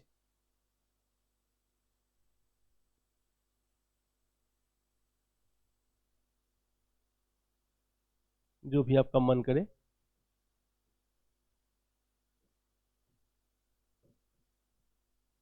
ब्रिटिश हेड, कुछ नाम आप डालेंगे, आपको लिखना पड़ेगा बीच बीच में, क्योंकि देखिए अगर यूपीएससी आप देने जा रहे हैं तो प्रीलिम्स वाला मैटर बिल्कुल ही मत टच करिएगा। लेकिन जब बीपीएससी देने जा रहे हैं ना, तो होता क्या है कि आपके साथ है, मान के चलिए कि अगर 5,000 बच्चे एग्जाम दे रहे हैं ना, तो उसमें 2,000 बच्चे ऐसे हैं जिन्होंने पीसीएस की तैयारी नहीं किया है और वो भी मेंस लिख रहा है, और उनकी कॉपी पूरे फैक्ट से भरी होती है और आपकी कॉपी कंसेप्ट से भरी हुई है। तो दोनों को बैलेंस जो करता है ना, उसका नंबर बिहार में अच्छा मिल जाता है। किसी भी पीसीएस की बात कर लें तो हाँ, पीसीएस में थोड़ी सी फैक्ट आपका होना चाहिए, पूरी तरह से नहीं। देखिए यूपीएससी की जो विचारधारा है ना, वह विचारधारा पीसीएस में नहीं चलता, थोड़ा सा उससे अलग होता है, क्योंकि दोनों में एक ही तरह का लिखेंगे। तो यूपीएससी में पता लगा कि आपका टॉप 20 में रैंक आया तो बिहार में 500 रैंक आएगा, और देखिएगा और भी कि बिहार में टॉप 10 में रैंक आया ना, तो यूपीएससी में 500 रैंक आएगा। दोनों जगह आप टॉप नहीं कर सकते, और दोनों जगह टॉप करने के लिए आपको अलग अलग विचारधारा में जाकर लिखना पड़ेगा, क्योंकि यहाँ फैक्ट प्लस कंसेप्ट चलता है, और वहाँ फैक्ट बिल्कुल नाम 10% फैक्ट, 90% आपको कंसेप्ट ही डेवलप करना होता है। तो मैं प्रयास करूँगा कि बीपीएससी का टाइप का ही आपको आंसर लिखवाऊँ, ठीक है ना, क्योंकि जो कारण है उसी टाइप का लिखवाऊँगा मैं, कि उसको आप लिख के चले आएँ। और दूसरा एक और बात बता दें कि आप घर पे जब लिखते होंगे तो एक क्वेश्चन लिखने में लगता होगा 1 घंटे 60 मिनट 70 मिनट, और वहाँ लिखना होता है एक क्वेश्चन को 7 मिनट में, 15 मिनट में, 20 मिनट में। तो जो आपके नोट्स है ना, इस नोट्स का 30% मैटर भी एग्जाम हॉल में डाल देंगे ना, तो फेल नहीं करेंगे 30%। क्योंकि मुझे याद है कि जो है हिंदी उंदी में जब 200 नंबर का होता था 160 नंबर मिला, या जब 300 का नंबर था तो 222 नंबर हिंदी में मिला। लेकिन जो ऑप्शनल सब्जेक्ट है हिंदी लिटरेचर, मुझे लगता है कि जो नोट्स में हमने मैटर डाला था उसका 30% से ऊपर नहीं लिख पाए थे वहाँ, क्योंकि समय नहीं होता। तो इसमें सबसे अच्छा क्या होता है कि आप जितनी बार रिवीजन किए हैं ना, और अधिक से अधिक मैटर डाल लेते हैं, ये आपके लिए बहुत सकारात्मक है। आपकी कोचिंग वो बैग भी दे रहा है क्या आप, है ना। मेरे बहुत करीबी हैं वो, हाँ बहुत करीबी हैं, हम लोग साथ में काम किए हैं पतंजलि में। पतंजलि में मैं जो फैकल्टी था तो साथ थे। आ जाइए एक बार लिखते हैं सबको मैं बोल दूंगा तो लिख लीजिएगा ना। हाँ, इंडिया वाला तो याद ही होगा आप लोग को, सिर्फ अंग्रेजी नहीं याद होगा। सबसे पहले लिखिए दिल्ली।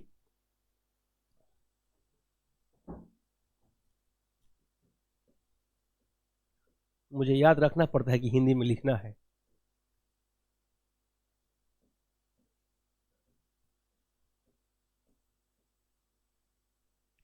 बहादुर शाह जफर लिख लीजिए या बहादुर शाह द्वितीय लिख लीजिए।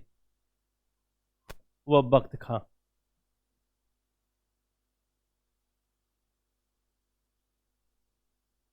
बख्त खां।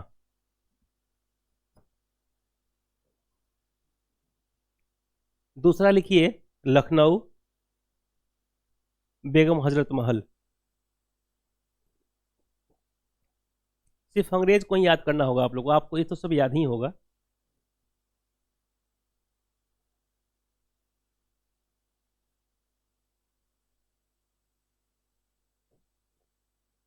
लखनऊ, बेगम हजरत महल। कानपुर, नाना साहब और तात्या टोपे। नाना साहब और तात्या टोपे।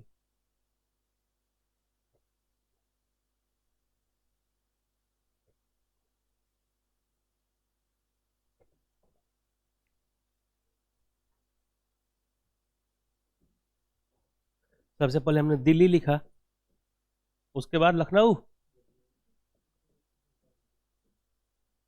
कानपुर।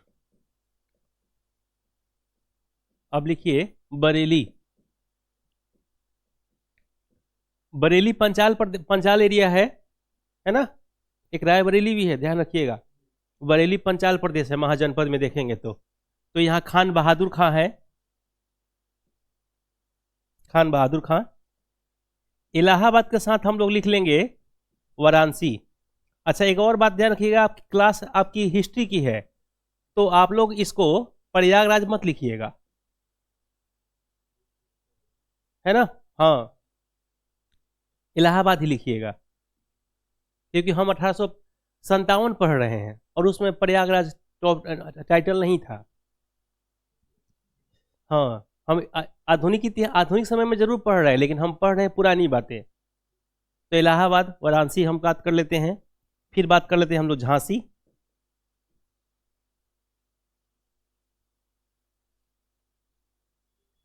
और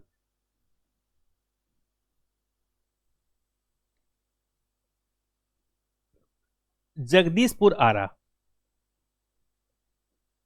आरा जिला मुख्यालय है भोजपुर जिले का। जगदीशपुर वहां पे एक,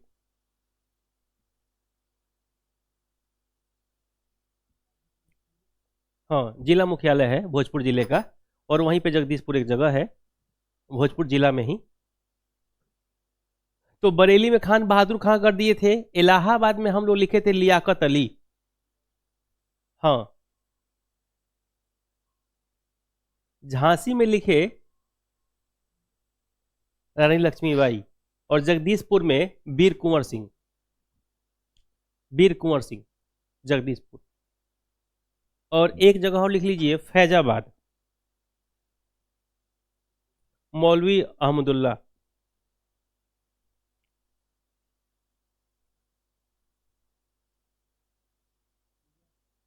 हाँ, मौलवी अहमदुल्ला।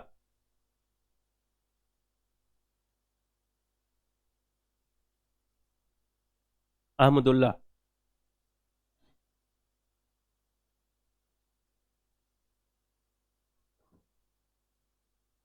अब इस पर लिख लीजिएगा ब्रिटिश हेड।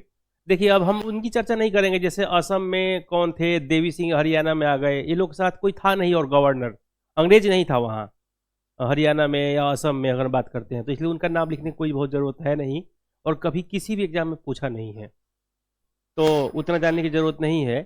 देखिए, बहुत लंबी सी प्रक्रिया है कंपटीशन का। जितना आपकी ज़रूरत हो उतना जानिए और सिलेक्ट हो जाइए, क्योंकि ये जो आप जान के सिलेक्ट होंगे ना, ये सब ये बाद में कहीं इनका बहुत उपयोग है नहीं प्रशासन में।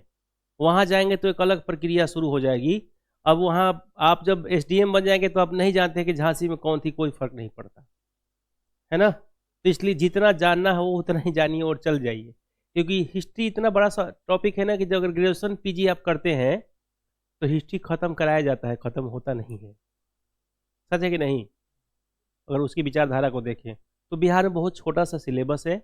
मैं आप लोगों को इसलिए 1857 का विद्रोह सीधे पढ़ा दिया क्योंकि आप कहेंगे कि कल भी पढ़ा दिए आज भी समझा दिए, नहीं तो मैं आपको 17 टॉपिक लिखवा देता।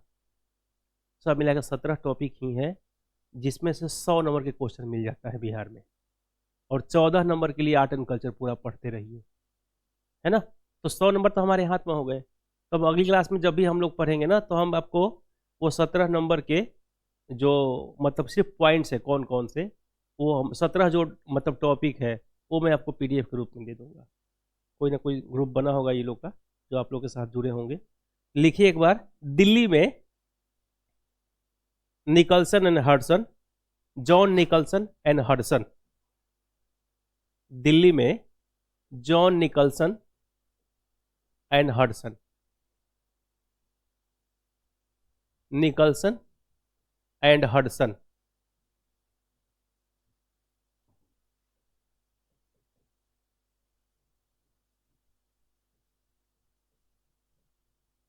And Hudson.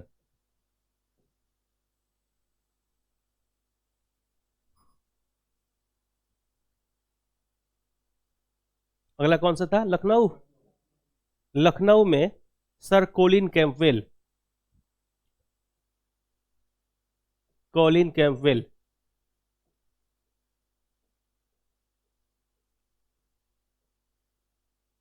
ये थोड़ा सा आपको कभी हो सकता है कि प्रीलिम्स में पूछ दे, क्योंकि अभी जो बिहार के बने हैं बिहार पीसीएस के चेयरमैन, उनको लगता है कि क्वेश्चन टफ पूछा जाए, बच्चों को परेशान किया जाए। हाँ तो पूछ लेता है, तो इसको एक बार देख लीजिएगा, रटना नहीं है, मेनी मेनी टाइम्स 2-3 बार रिवीजन कर लीजिएगा, काम हो जाएगा। अब कानपुर है, कानपुर में भी कोलिन कैंपवेल ही है।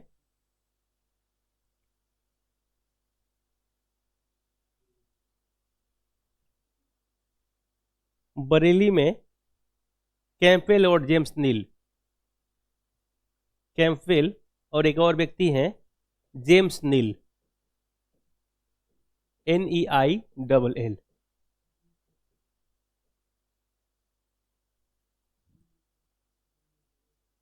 हाँ हडसन भी आएंगे लेकिन कोई दिक्कत नहीं है।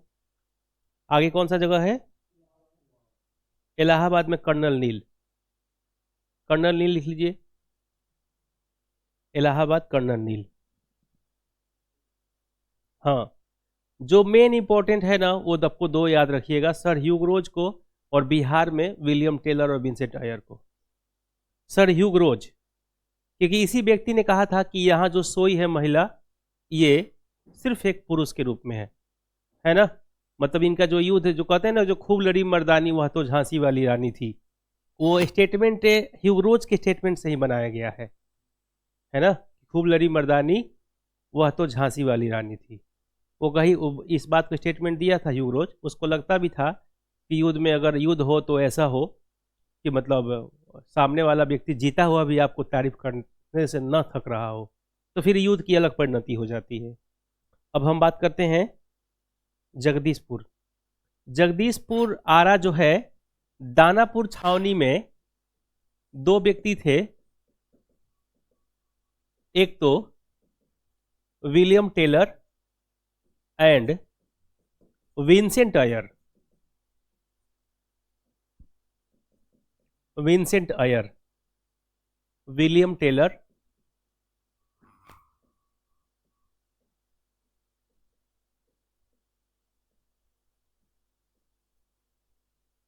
और विंसेंट आयर, दानापुर में। अब फैजाबाद में लिख लीजिएगा कोलिन कैंपवेल।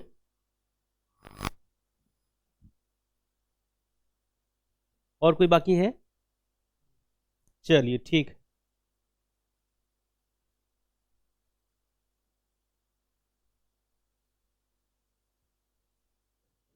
ये आपके हो गए प्रीलिम्स को लेकर के स्टेटमेंट। अब आप जब मेंस लिखेंगे तो उसमें एक क्वेश्चन हमने बताया था नेचर, प्रकृति या स्वरूप। तो स्वरूप में आपको बताना होगा इतिहासकारों का मत, है ना। जो स्कॉलर थे, विद्वानों का मत या इतिहासकारों का मत? इतिहासकारों का मत।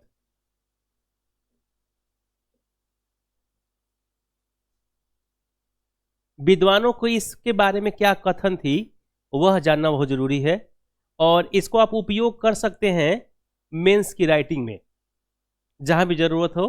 तो इसको मैं अलग से एक जगह लिखवा दे रहा हूं, 7-8 लोगों ने इसके बारे में जो स्टेटमेंट दिया है, क्योंकि एक क्वेश्चन आप देखते होंगे 1857 के विद्रोह से रहेगा।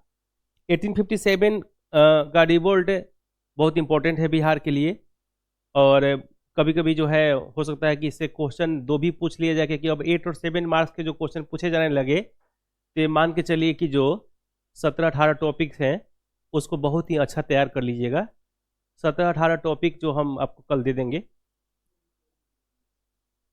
हाँ, मैं आज ही लिखवा देता, लेकिन एक्चुअली क्या था कि जो है वो कंपनी पूछती है कि आप क्या पढ़ा रहे हैं, क्या लिखा रहे हैं, है ना। कंपनी पूछती है ना आपसे कि क्या पढ़ा रहे हैं, तो कहिएगा कि कल मैंने पूरा इतिहास समझाया, और आज कहेंगे मेंस का टॉपिक लिखवाया, तो कहीं गोलाबाजी हो रही है भाई।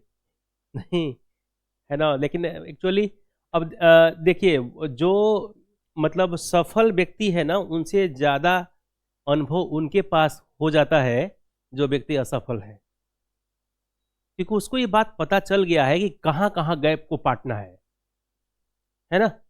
और दूसरा क्या है ना कि एक बड़ी अच्छी जर्नी है पीसीएस और आईएएस। अगर उस दौर में आप ईमानदार है ना, तो आप असफल नहीं होंगे। हाँ, और ईमानदार का मतलब है आपकी प्लानिंग बहुत। जैसे देखिए, जब आप लोग एथिक्स पढ़े होंगे तो उसमें एक टर्म्स आता है, एक टॉपिक है इमोशनल एप्टीट्यूड, और उसी में एक टर्म्स है इमोशनल इंटेलिजेंसी। तो इमोशनल इंटेलिजेंस का मतलब ये है ना कि आपके अंदर संवेदना हो, लेकिन वह संवेदना ऐसा ना हो कि जो कोई व्यक्ति आता है कहता है कि मैं गरीब हूं और आप उसको देख करके रोने लगते हैं। ऐसी इमोशनल इंटेलिजेंस की बात नहीं हो। कोई व्यक्ति कहता हो कि सर मैं बहुत ही, एक बच्चा आप देखिए कि किसी बड़े बड़े जो रियलिटी शो है, एक बच्चा किसी आईएएस का बेटा है और बहुत अच्छा गाता है, उसके सुर और ताल कहीं भी खिसकते नहीं हैं। और एक कोई गरीब घर का लड़का है जिसकी माँ मजदूरी करती है, बाप जो है वो साइकिल स्टैंड में ड्यूटी करता है, उसके ताल और सुर खिसक रहे हैं, लेकिन रियलिटी शो में दिखाया जाता है कि हम उसको रख लिए हैं जो जिसके माँ मजदूर थी। दिखाया जाता है ना। यूपीएससी ये नहीं करता। मतलब जैसे आप सोचिए कि आप उस यूनिवर्सिटी में पढ़े हैं कि आप जब पहली बार पार्ट 1 का एग्जाम देने गए तब तो अपना कॉलेज आप देखे थे, और एक आपके साथ बच्चा आईआईटी का पढ़ रहा हो, तो आयोग दोनों के साथ एक ही जैसा व्यवहार करेगा। लेकिन एक बच्चा 4 साल पीपीटी और पीडीएफ बना बना के रात भर पागल हुआ है, और एक बच्चा फुर्सत में इतना इंस्टाग्राम का वीडियो देख लिया कि वो जितने बड़े बड़े रील्स देखने वाले हैं, सब बनाने वाले, सबको याद किया है। उसके पास कोई काम नहीं है, वो अंतिम में 10 क्वेश्चन मिलता है जाके एग्जाम दे लेता है।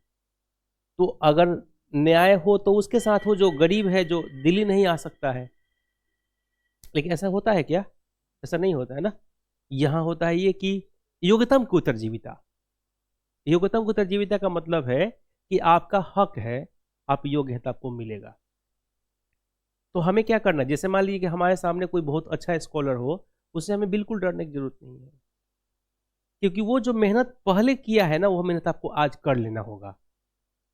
लेकिन आप सोचते हैं कि हम, वो व्यक्ति 6 घंटा बैठ करके पढ़ता है, और आप सोचते हैं कि हम भी 6 घंटा बैठ कर पढ़ रहे हैं और फिर हो जाए, तो नहीं हो पाएगा। तो इसको, इस बैलेंस को, अप्रोच को डेवलप करना होगा। सबसे पहला लिखिएगा बीडी सावरकर। व्यक्ति का नाम है बीडी सावरकर, और इन्होंने कहा है भारत का प्रथम स्वतंत्रता संग्राम, भारत का प्रथम स्वतंत्रता संग्राम, भारत का प्रथम स्वतंत्रता संग्राम।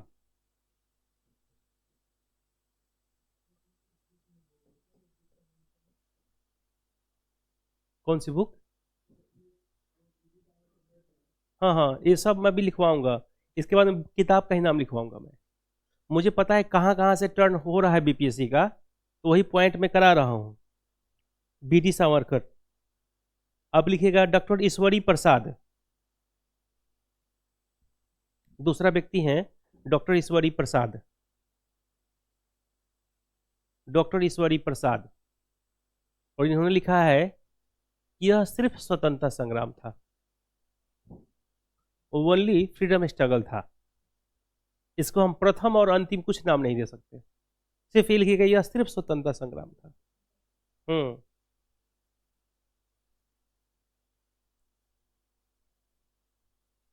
अब लिखिए एसएन सेन,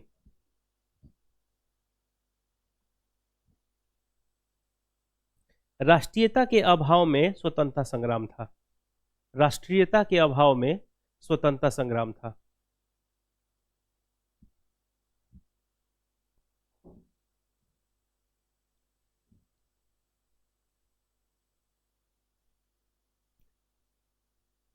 ब्रैकेट बंद करके लिखेंगे निजी स्वार्थ का युद्ध था।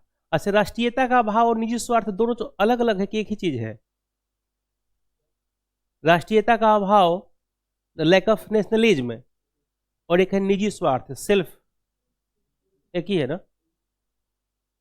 ठीक, निजी स्वार्थ ब्रैकेट में डाल दीजिएगा, निजी स्वार्थ का युद्ध था।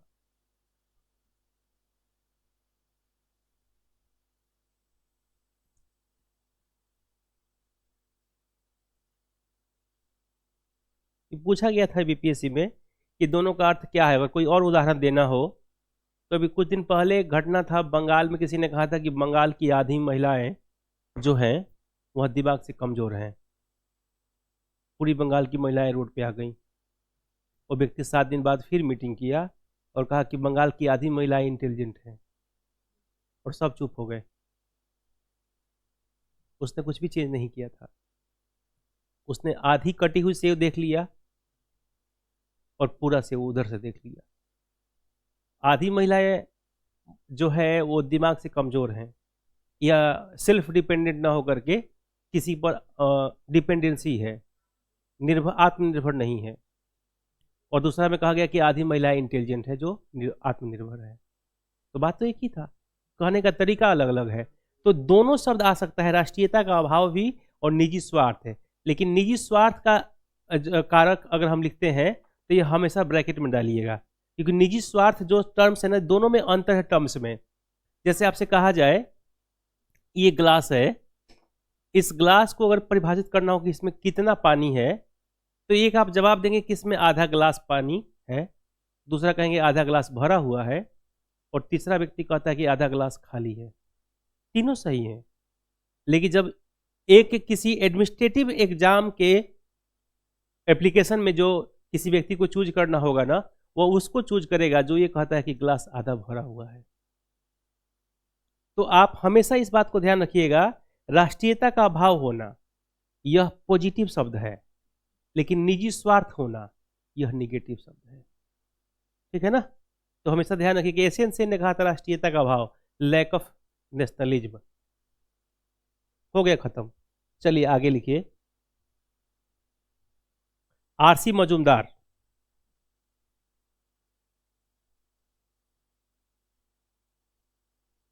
इनका स्टेटमेंट भी पूछा गया है, न प्रथम, न स्वतंत्रता संग्राम और न राष्ट्रीय आंदोलन।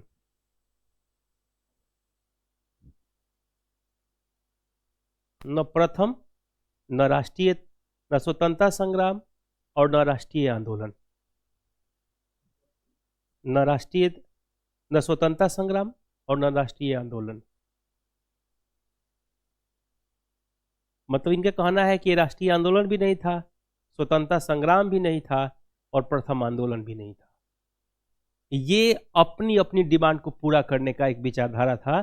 इस बात को ये कहने का प्रयास करते हैं कि अपनी अपनी विचारधारा प्रत्येक व्यक्ति अलग अलग जो है। अब लिखिएगा जेम्स आउट्रम एंड टेलर, ये अंग्रेज हैं, इनको जानना चाहिए। और ये है हिंदू मुस्लिम षड्यंत्र, जेम्स आउट्रम एंड टेलर, हिंदू मुस्लिम षड्यंत्र।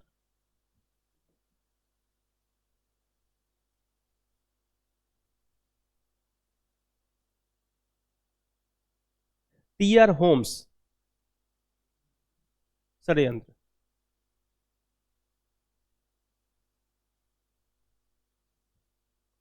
टी आर होम्स का स्टेटमेंट इंपॉर्टेंट है क्योंकि पूछा हुआ है, और ये स्टेटमेंट ही यूपीएससी मेंस में पूछा था कि बर्बरता तथा सभ्यता के बीच युद्ध था। इस बात से आप कहाँ तक सहमत हैं? बर्बरता तथा सभ्यता के बीच का युद्ध, टी आर होम्स लिख दो, टी आर होम्स, सभ्यता के बीच युद्ध तथा सभ्यता के बीच युद्ध। अब लिखिएगा अगला टॉपिक 1857 का विद्रोह और प्रमुख पुस्तक। ये भी आपको मेंस के एग्जाम में चर्चा करनी है।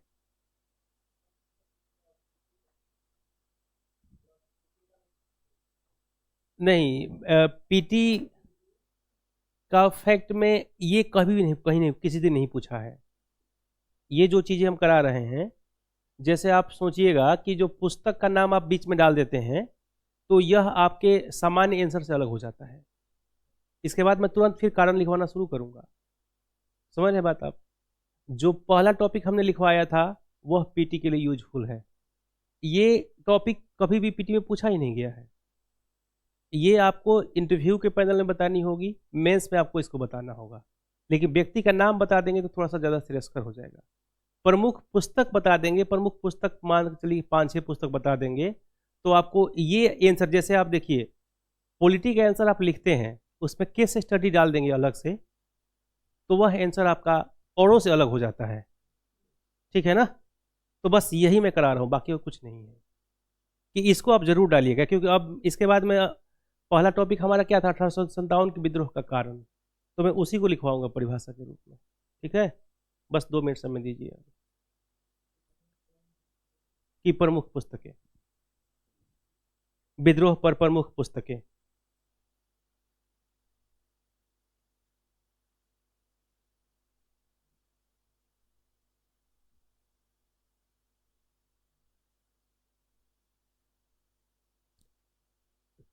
$1857 का भारतीय स्वतंत्रता संग्राम, इस पुस्तक को लिखे हैं बी.डी. सावरकर। इसकी चर्चा जरूर करेंगे आप। 1857 का भारतीय स्वतंत्रता संग्राम।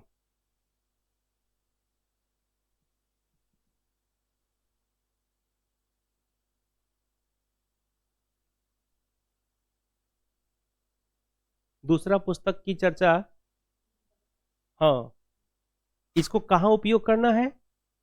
जब राजनीतिक कारण लिखेंगे ना, वहां इसको डालेंगे। क्योंकि हम जब राजनीतिक कारण लिखवाएंगे तो वहां पे ये बात नहीं लिखवाएंगे, लेकिन आपको उसमें इसे ऐड कर लेना है। क्योंकि जब हम लोग लिखवाएंगे तो समान चीज लिखवाते हैं, लेकिन ये आपको स्पेसिफिक करेगा, इसको डाल देंगे तो। सामाजिक कारण भी तो लिखेंगे ना। अब लिखिए अगला, T R Holmes. T R Holmes का पुस्तक है history of Indian mutiny. History of Indian mutiny, history of Indian mutiny.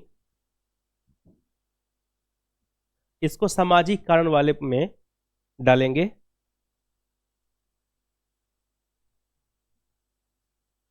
T R Holmes.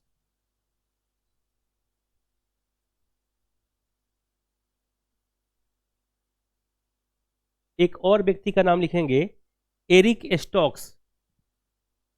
Eric Stokes.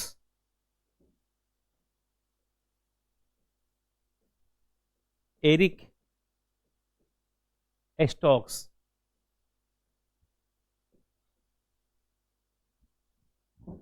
और इसमें लिखेंगे, एरिक स्टोक्स में, पीजेंट एंड द राज। हाँ, peasant and the Raj. Peasant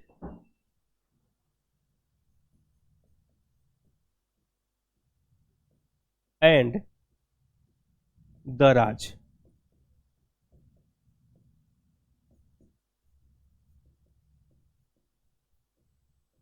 peasant and, अब देखिए इसको कहां डालना है, तत्कालिक कारण में, क्योंकि विद्रोह में किसान के रूप में जो भी थे वो सब किसान के रूप में ही थे, तो तत्कालिक कारण में इसको डालेंगे। देखिए आप सामान्य चीजें लिख करके आएंगे तो आपको नंबर सामान्य ही मिलेगा, विशेषीकृत डालने के लिए आपको थोड़ा सा प्रयास करना पड़ेगा, है ना, क्योंकि आपकी कॉपी 100 लोग की कॉपी में थोड़ा सा अलग होना चाहिए। और अब तो और भी समस्या हो गई है, क्योंकि पहले 12 क्वेश्चन में 8 लिखने होते थे, अब कोई क्वेश्चन छोड़ना नहीं है। तो उस दौर में आपको लिखना है तो थोड़ी सी यूनिक लिखना है, तो यूनिक लिखने के लिए थोड़ा सा एक नंबर अधिक पाने के लिए आपको क्या क्या करना पड़ेगा मैं आपको बता दूं। पहला काम, आप चाहें तो इसको बना दीजिए, पैराग्राफ में लिखिए। दूसरा, आप चाहें तो इसको फ्लो चार्ट में बना दीजिए। तीसरा, चाहे तो कहीं फिगर की जरूरत हो तो फिगर बना दीजिए।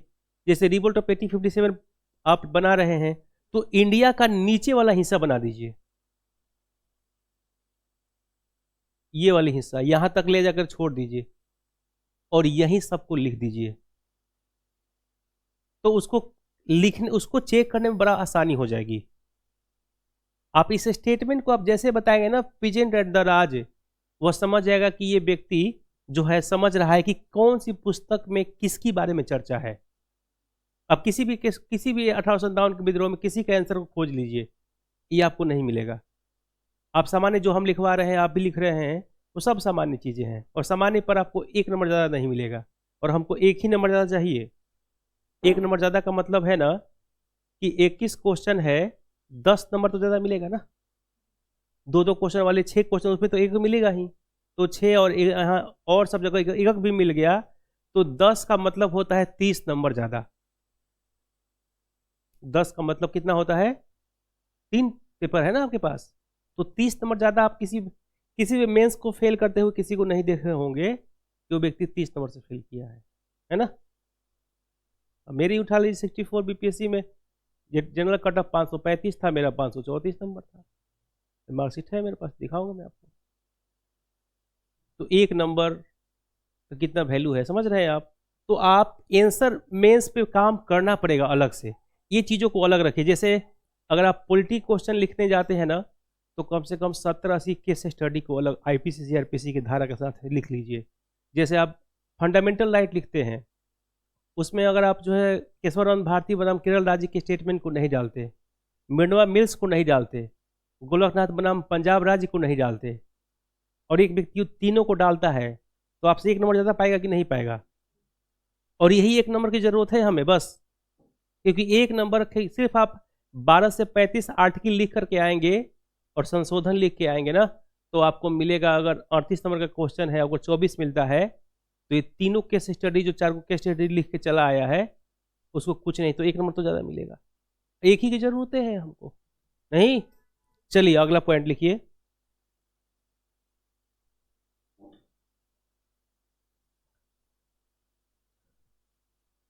पीसी जोशी, पीसी जोशी, और इनकी पुस्तक है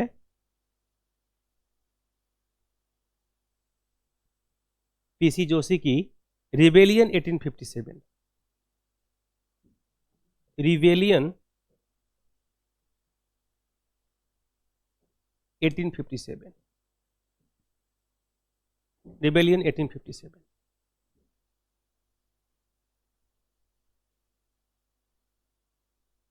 इसको डाल देंगे आप आर्थिक कारण में, ठीक है। आर्थिक कारण में क्या क्या समस्याएं हुई, कैसे हुई, इसको आप डाल लेंगे। और अब सीधे टॉपिक पे आ जाइए।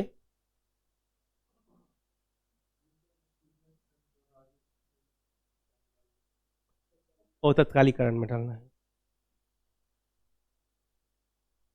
अब लिखिए 1857 के विद्रोह का प्रमुख कारण।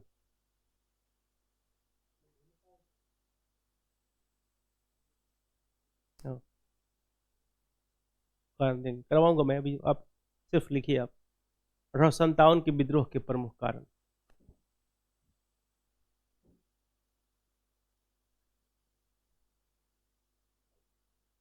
कुछ चीजें आपको भी करके लाना होगा, ठीक है ना।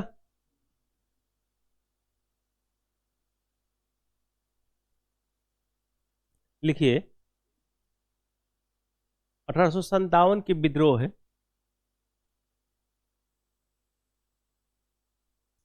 किसी आकस्मिक घटना का परिणाम नहीं था।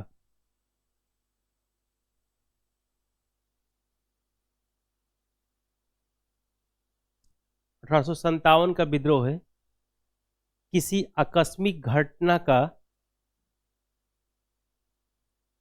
परिणाम नहीं था।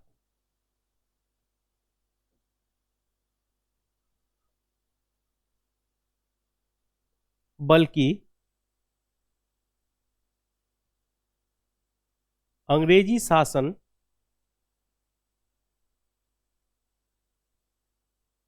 एवं शोषण के फलस्वरूप अंग्रेजी शासन एवं शोषण के फलस्वरूप उत्पन्न हुए सामाजिक, आर्थिक, राजनैतिक, धार्मिक और सैनिक कारणों का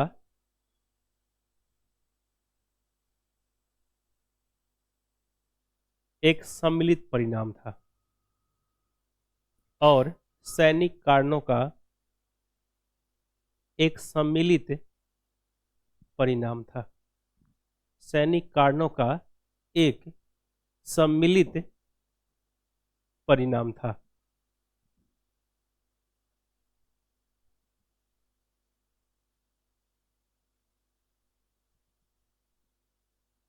सर सैयद अहमद खां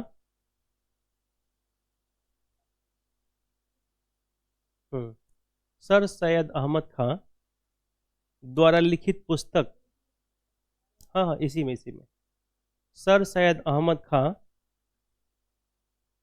द्वारा लिखित पुस्तक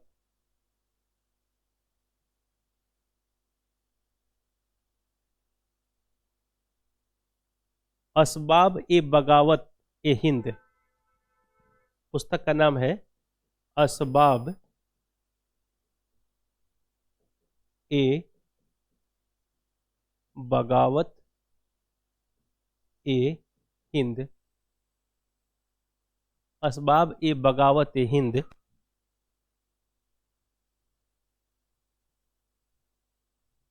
जिसका प्रकाशन 1859 में हुआ, जिसका प्रकाशन 1859 में हुआ,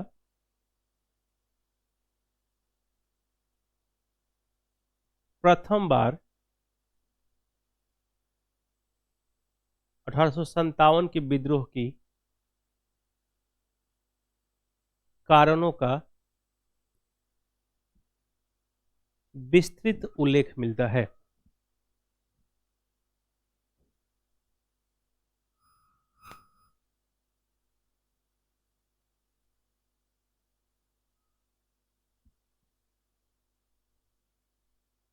विस्तृत उल्लेख मिलता है। ये आपका भूमिका हो गया। अब जैसे हमारे पास कारण है सामाजिक, आर्थिक, राजनैतिक, धार्मिक, तत्कालिक, जितने भी कारण हैं, तो इस कारण को आप चाहें तो दो तरह से लिख सकते हैं। अगर आप चाहते हैं कि आप घर पे कुछ भी न करें तो मैं धार्मिक कारण लिख करके, राजनीतिक कारण, सामाजिक कारण लिखवा करके और सब कुछ मैं आपको लिखवा दूं। एक तो ऐसा फॉर्मेट है, और एक कि सामाजिक कारण में हम पॉइंट पॉइंट बताते चलें, 5-5 पॉइंट, और फिर इसको आप घर से पूरे उसको पॉइंट को पैराग्राफ में बदल के लेकर के आए। तो कैसा आप लोग को अच्छा लग रहा है?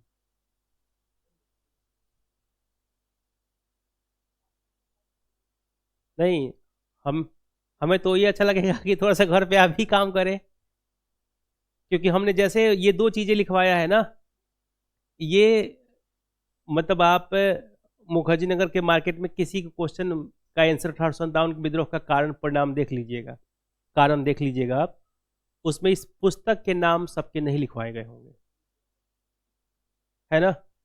आपको थोड़ा सा अलग काम करना होगा। आप देखिए एक ही क्वेश्चन आप लिख के आते हैं, पड़ोसी भी लिख के आता है, उसका नंबर अच्छा मिल जाता है। जैसे वीर कुंवर से मैं अगर कराऊंगा आपको जब, तो वीर कुंवर सिंह जगदीशपुर को हम लोग इस तरह से टच करेंगे अगर, तो हम चाहे तो जगदीशपुर लिख करके सारी घटनाओं को लिख दें, लेकिन जगदीशपुर से फिर हम इनको लेके चलते हैं आरा, यहां से लेके चलेंगे बिहिया, यहां से लेकर चलेंगे सासाराम, यहां से लेकर चलेंगे बलिया,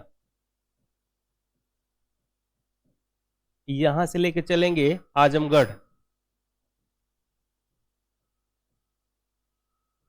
और यहां से सतना, सतना से रीवा, रीवा से लखनऊ, लखनऊ से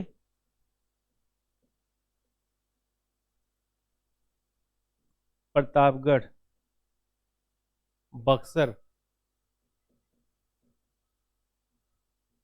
और फिर आरा। आप इस जर्नी को बता देते हैं कि 1857 के विद्रोह में वो कहां कहां जाकर के लोगों से मिले और अपनी एकता और संगठन को मजबूत करने के लिए किन किन से क्या क्या समझौता किए। अगर इसको एक फॉर्मेट में बना देते हैं, बिहार और यूपी का नक्शा बना करके, और फिर आप एक नॉर्मल लिख के चले आते हैं, आपके मार्क्स में अंतर आएंगे कि नहीं आएंगे? क्योंकि ये जैसे आपने जो है यहां एक छोटी सी बना दिया है इंडिया का मैप, और ये मैप के बाद यहां आप जो है डाल देते हैं यूपी, यहां डाल देते हैं बिहार, यहां डाल देते हैं एमपी, क्योंकि 3 स्टेट को इन्होंने टच किया है।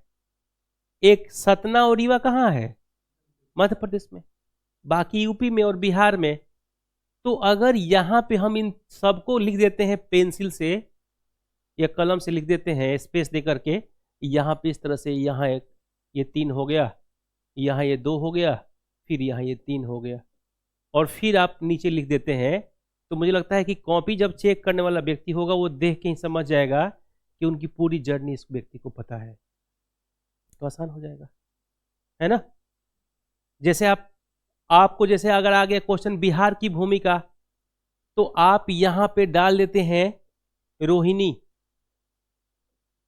कमा देकर के आप डाल देते हैं देवघर, और फिर ब्रैकेट में लिख देते हैं झारखंड।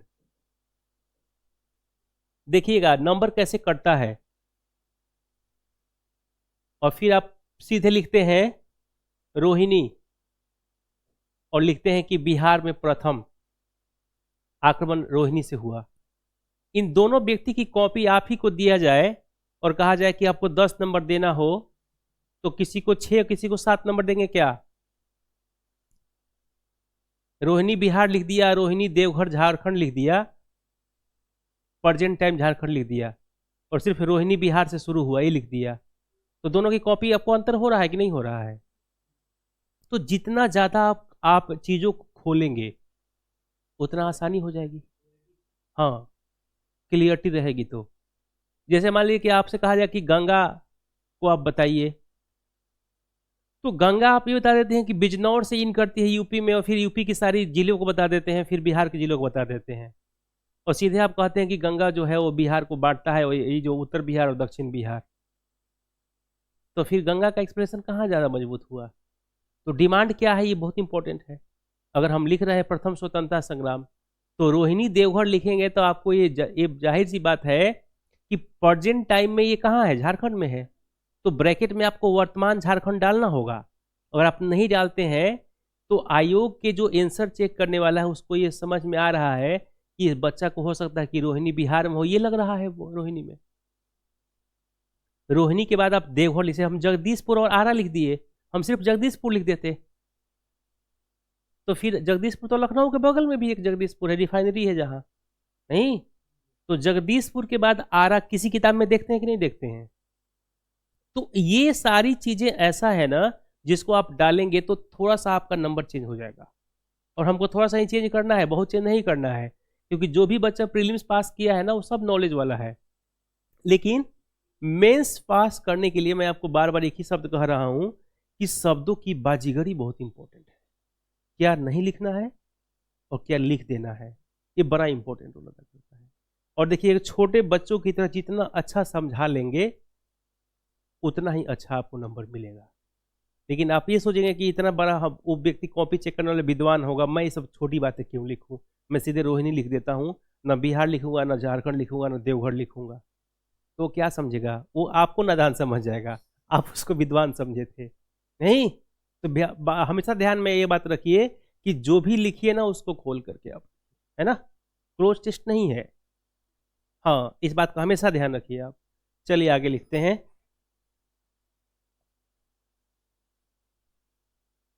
कोई और मन में डाउट हो तो बताइए। ठीक चल रहा है सब? चलिए ठीक है, आगे लिखिए। राजनीतिक कारण, अब पॉइंट वाइज डाल दीजिएगा। पहला वो ऊपर लिखवाए थे, कोई दिक्कत नहीं। सामाजिक लिखने का मन, सामाजिक लिखवा देंगे। राज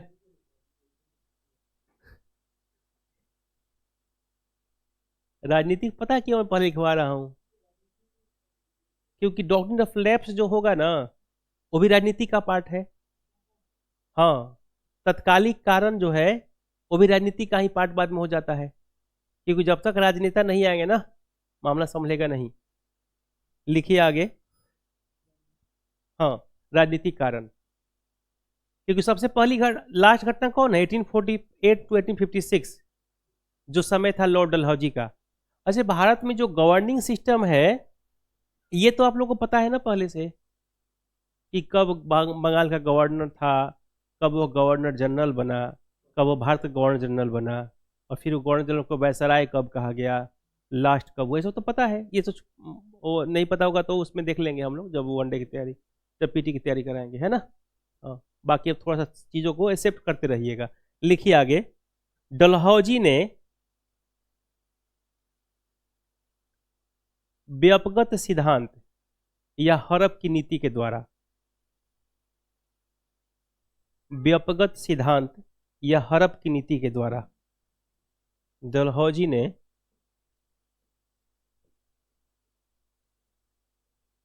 व्यापकगत सिद्धांत या हड़प की नीति, अगर ये दोनों नहीं समझ में आए तो फिर ले लीजिएगा विलय की नीति। ये भी समझ में नहीं आए तो फिर अब बता दीजिएगा, फिर हमको नीचे उतरना पड़ेगा। हाँ, हुआ था ऐसा। अभी मैं इंदौर में क्लास ले रहा था तो बच्चा कहा कि सर तीनों नहीं समझ में आ रहा है, व्यापकगत भी नहीं समझ में आ रहा है, हड़प भी नहीं समझ में आ रहा है, विलय भी नहीं समझ में आ रहा है। हम कि तीन सिस्टम है। हम एक व्यक्ति जमींदार है, एक व्यक्ति फार्मर है, एक व्यक्ति वर्कर है, और एक व्यक्ति स्लेव है, गुलाम। गुलाम व्यक्ति जो है वो सिर्फ रोटी के लिए जी रहा है, उसको पैसा नहीं मिलता, वो दिन भर काम करता है। गुलाम एक बार खरीद लिया गया है, उसको भोजन कराया जाता है। वर्कर जो है वो सुबह काम कर निकलता है, शाम को वापस आता है, उसके घर में खाना बनता है। फार्मर का मतलब है वह व्यक्ति जो हैंड टू माउथ हो, यानी जितना कमाता हो साल भर में उतना खा लेता हो। तो ये तीनों व्यक्ति कभी कहेंगे क्या कि हमें चाहिए आज़ादी। आज़ादी की बात कौन कहेगा? जिसका पेट भरा हुआ होगा।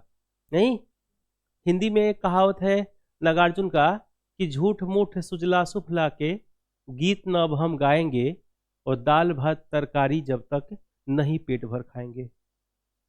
एक सक्सेना जी थे, उन्होंने कहा था कि तीन व्यक्तियों को गोली लगी, एक ने कहा राम, एक ने कहा रहीम, और तीसरा ने कहा आलू। तीसरा ने क्या कहा? आलू। पोस्टमार्टम की रिपोर्ट बताती है कि तीसरा व्यक्ति 3 दिन से भूखा था। तो धर्म कब आया?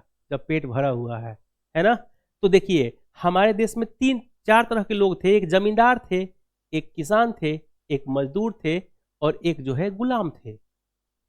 डलहौजी एक ऐसा व्यक्ति था जिसको ये लगा कि इंडिया को लंबा समय गुलाम बनाना है ना, तो जमींदार को खत्म करना पड़ेगा, क्योंकि ये जिस दिन आक्रमण करेगा हमको बैग एंड बैगेज भागना पड़ेगा, क्योंकि ताकत इसी के पास है, ये पैसा रखा है, ये जो है असलहा खरीद सकता है, ये युद्ध कर सकता है, तो क्यों ना जमींदार को ही खत्म कर दिया जाए।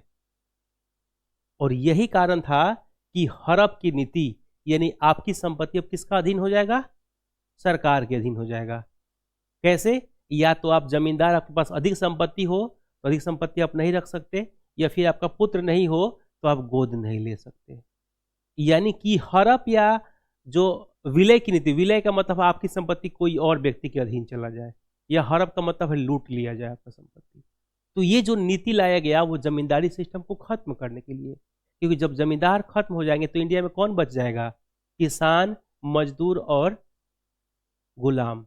ये युद्ध कर पाएंगे क्या?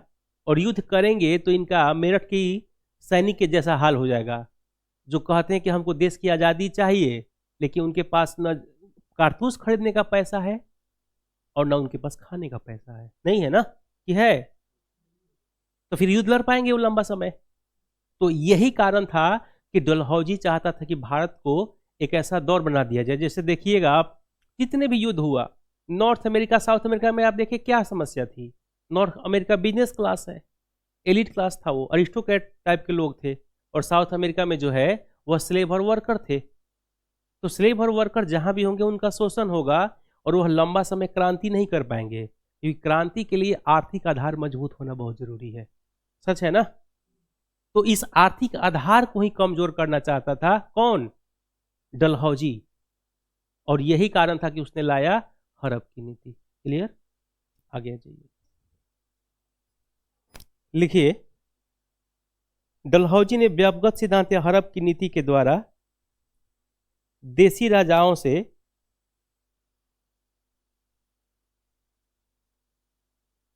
बच्चा गोद लेने का अधिकार को छीन लिया।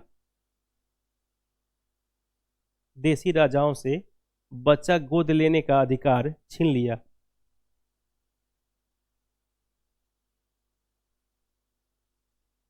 फलस्वरूप अधिकार छीन लिया।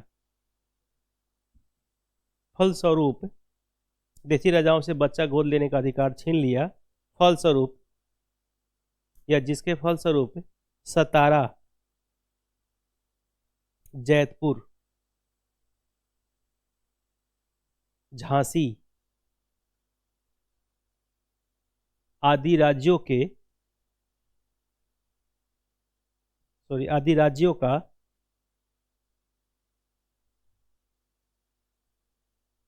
अंग्रेजी साम्राज्य में विलय कर लिया गया।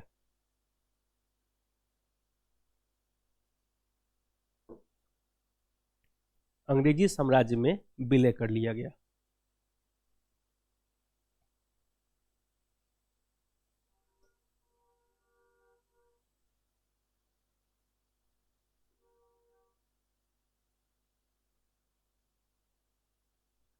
लॉर्ड डलहौजी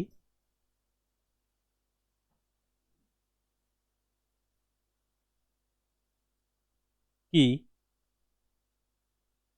नीति के द्वारा ही अवध राज्य का भी अवध राज्य का भी अंग्रेजी साम्राज्य में विलय कर लिया गया।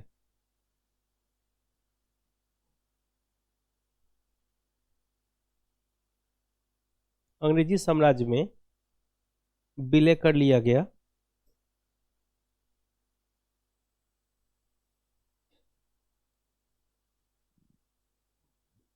इस विलय की नीति के फलस्वरूप इस विलय के नीति के फलस्वरूप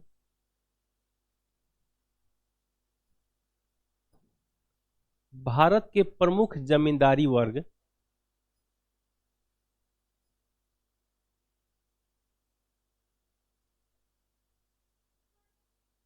भारत के प्रमुख जमींदारी वर्ग अपने साम्राज्य बचाने में असफल रहे।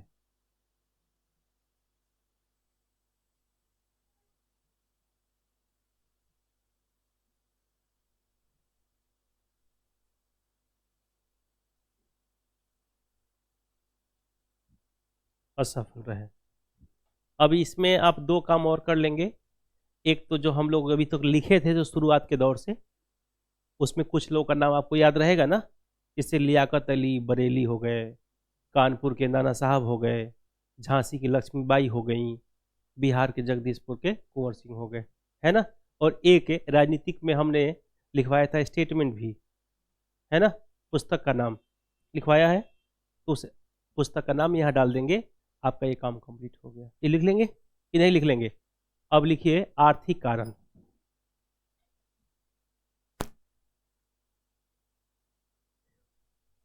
एक वो कॉपी आती है यूपीएससी करके लिखा होता है ना, उस टाइप का आप रखिए। और नहीं तो ये भी कॉपी है, तो जैसे आपने उस साइड में हाशिया छोड़ा है, इस साइड में भी हाशिया छोड़ लीजिए। हाँ, उससे क्या फ़ायदा होगा ना कि जो नई चीज़ें को हम लोग को जोड़ना होगा तो वहीं जोड़ते जाएंगे, क्योंकि ये कॉपी हमारी है, तो दोनों साइड में कुछ ना कुछ हम जोड़ते रहेंगे। देखिए कोई भी नोट्स अंतिम नहीं होता, ठीक है ना।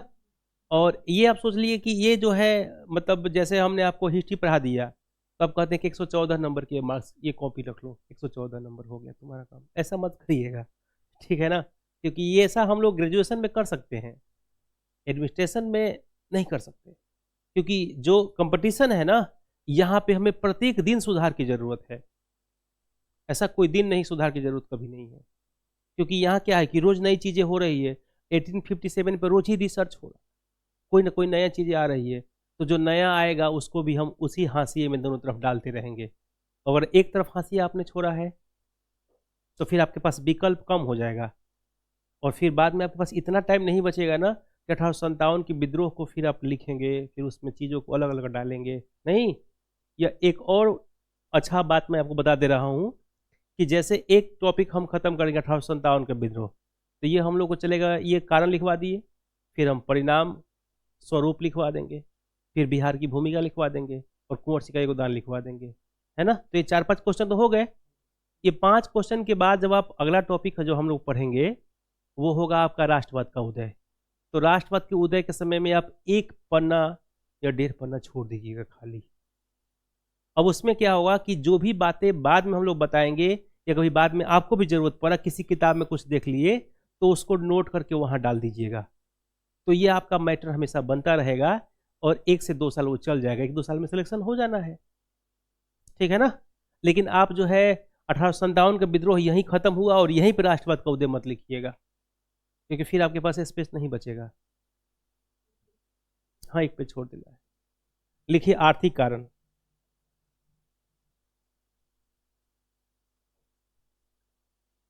1857 के विद्रोह में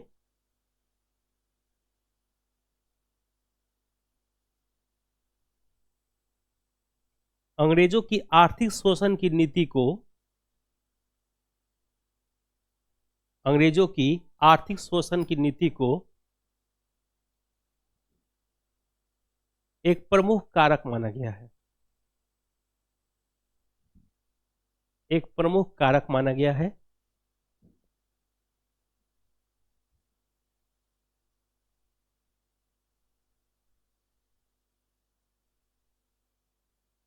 आर्थिक आधार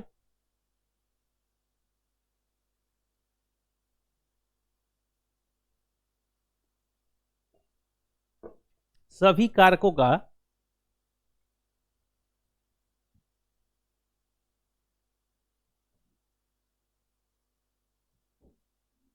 आर्थिक आधार सभी कारकों का, या सभी कारणों का, सभी कारकों का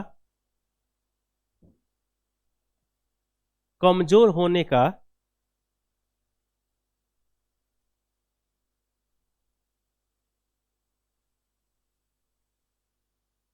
विकल्प माना गया है।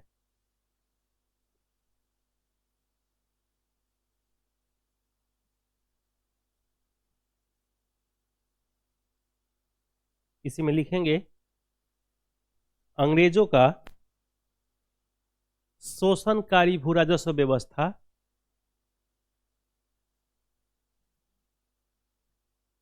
अंग्रेजों का, लिख दो शोषणकारी भू राजस्व व्यवस्था जिसमें अस्थाई, रैयतवाड़ी और महलवारी प्रमुख है। अब थोड़ा सा रुकिएगा, अभी अस्थाई लिख के क्या करेंगे आप, 19% डाल देंगे, रैयतवाड़ी लिख करके 51% डाल देंगे और महलवारी लिख करके 30% डाल देंगे। अब इसका मतलब आप लोगों ने समझा क्या? हाँ, कि भारत की भूमि को अगर हम 100% मान लेते हैं तो अस्थाई बंदोबस्त में जो भूमि था वो 19% था, रैयतवाड़ी में 51% और महलवाड़ी में 30%। ठीक है ना? ये पूरा लाइन कंप्लीट हो गया। अब एक बात समझिएगा, जिनके आर्थिक आधार कमजोर हो जाएंगे उनके सामाजिक और धार्मिक आधार मजबूत रहेगा क्या? तो हमने इसीलिए यहां पे एक शब्द लिखवाया है कि आर्थिक आधार जो है वो सभी कारकों का एक प्रमुख कारक है।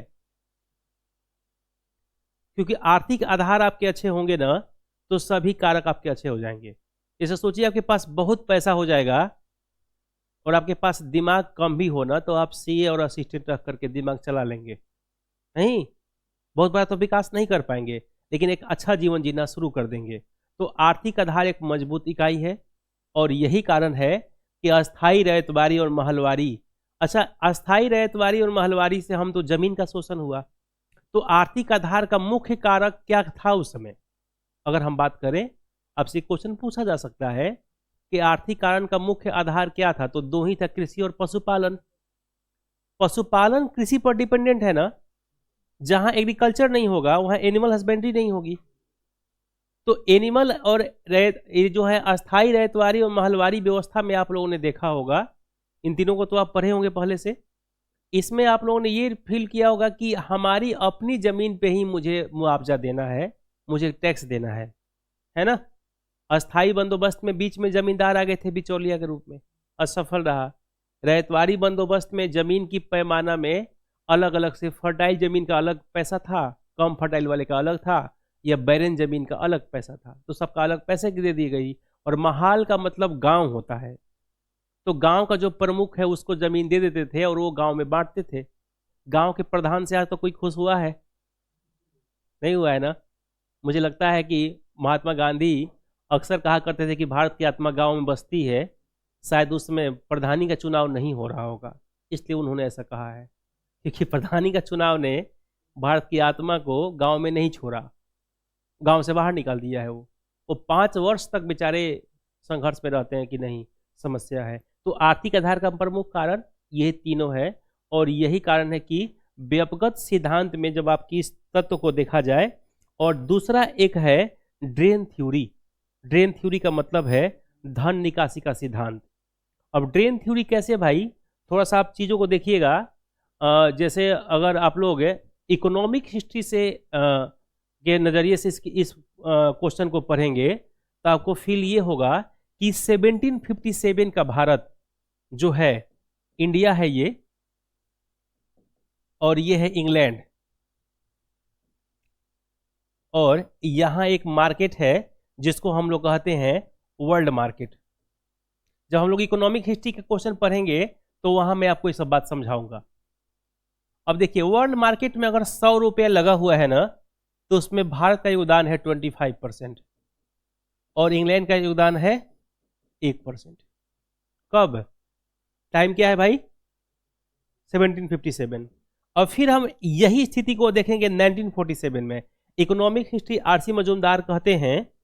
अब यहां आप देखेंगे क्या, एक तरफ इंग्लैंड है और एक तरफ इंडिया है, और यहां है वर्ल्ड मार्केट यानी कि विश्व बाजार। विश्व बाजार की वैल्यू 100 रुपए है, तो इंग्लैंड का जो कीमत है ना वह 25% हो गया है और इंडिया का कीमत जो है वो 1% हो गया है। और ये पूरी घटना के बीच का जो समय है ना, वह है 190 वर्ष, 190 ईयर। 190 वर्ष के बाद आप देख रहे हैं कि जो भारत का था वो इंग्लैंड का हो गया, और जो इंग्लैंड का था वो भारत का हो गया। इसके पीछे कारण है व्यपगत सिद्धांत, डेन थ्योरी। क्लियर है ना? क्योंकि हमारी संपत्ति को जो है इंग्लैंड कहाँ भेज रहे थे, सॉरी अंग्रेज कहाँ भेज रहे थे, इंग्लैंड। और जब उनको लगा कि इससे उनका मन नहीं भरा तो यहीं पे बड़ी बड़ी कंपनियां डाल दिए। जैसे मान लीजिए कि गन्ना की खेती है, गन्ना से हम शुगर केन की बात कर लेते हैं अगर, तो गन्ना आज कटिंग करेंगे तो 2 महीने बाद पहुंचेगा इंग्लैंड, तो उसके रस तो सूख जाएंगे। तो उसने यहीं पे डाल दिया बड़े बड़े से चीनी मिल। तो चीनी मिल जैसे डाल दिया तो मान लीजिए जैसे आपका गन्ना हो रहा है बिजनौर में, दिल्ली लाना हुआ तो 2 दिन तो समय लगेगा ना, 1 दिन लगेगा, तो 2 दिन में गन्ना सूखेगा। तो इन लोगों ने क्या किया कि जहां जहां जिस जिस एरिया में ईख पैदा हो रहा है ना, वहीं पे इन्होंने गन्ना की मशीन डाल दी, वहां पे शुगर की मशीन डाल दिया, चीनी मशीन वहीं डाल दिया।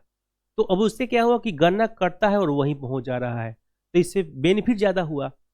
और भारत में टैक्स तो देना नहीं है कि संपत्ति उन्हीं की है। और दूसरा, जब उनको ये लगा कि जो पोर्ट एरिया है, पोर्ट एरिया मान लीजिए जो हमारा बंदरगाही एरिया, वो बंगाल हो, वो चेन्नई के आसपास हो, गुजरात हो, मुंबई हो, जहां भी उनको ले जाना हो। लेकिन ये जो राजस्थान और यूपी और बिहार और पंजाब, यहाँ तो पोर्ट एरिया था नहीं, तो यहाँ की चीजों को वहां ले जाने में समस्या है, तो इन्होंने रेलवे का विकास कर दिया। कि रेलवे का विकास से ये होगा, क्योंकि रेलवे की विकास कंपनी इसलिए नहीं डेवलप की थी कि आप कि व्यक्ति को आप जो है दिल्ली से पटना पहुंच जाइए। वो विकास हुआ था गुड्स एंड सर्विस के लिए, है ना, माल ढोने के लिए। तो उनका अपना सिद्धांत था, और यही सिद्धांत इस पर काम करता है। और यही कारण है ना कि इकोनॉमी के आधार में जो सबसे प्रमुख है वो है व्यपगत सिद्धांत।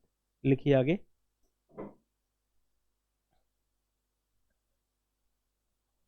अंग्रेजों ने अपने लाभ के लिए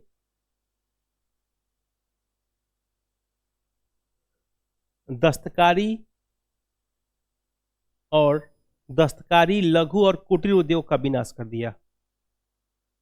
अंग्रेजों ने अपने लाभ के लिए दस्तकारी लघु और कुटीर उद्योग का विनाश कर दिया।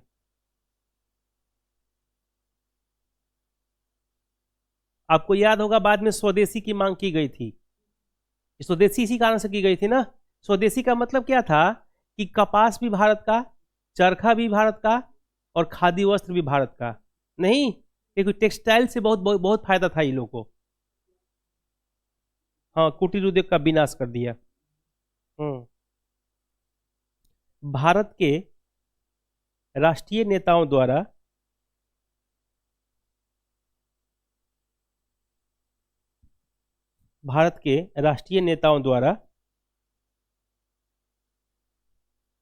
धन निकासी के सिद्धांत, ड्रेन थ्योरी उसको बोले, ब्रैकेट में डाल देंगे, धन निकासी के सिद्धांत,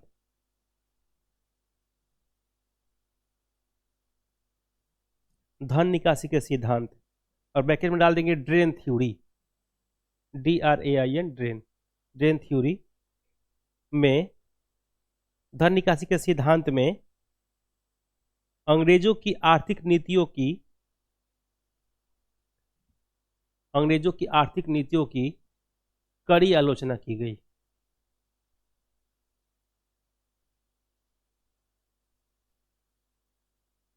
कड़ी आलोचना की गई।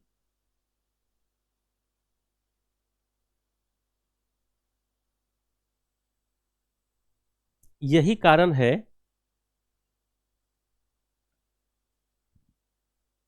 कि 1857 के विद्रोह, यही कारण है कि 1857 के विद्रोह में आर्थिक कारण को सबसे प्रमुख कारण के रूप में माना गया है।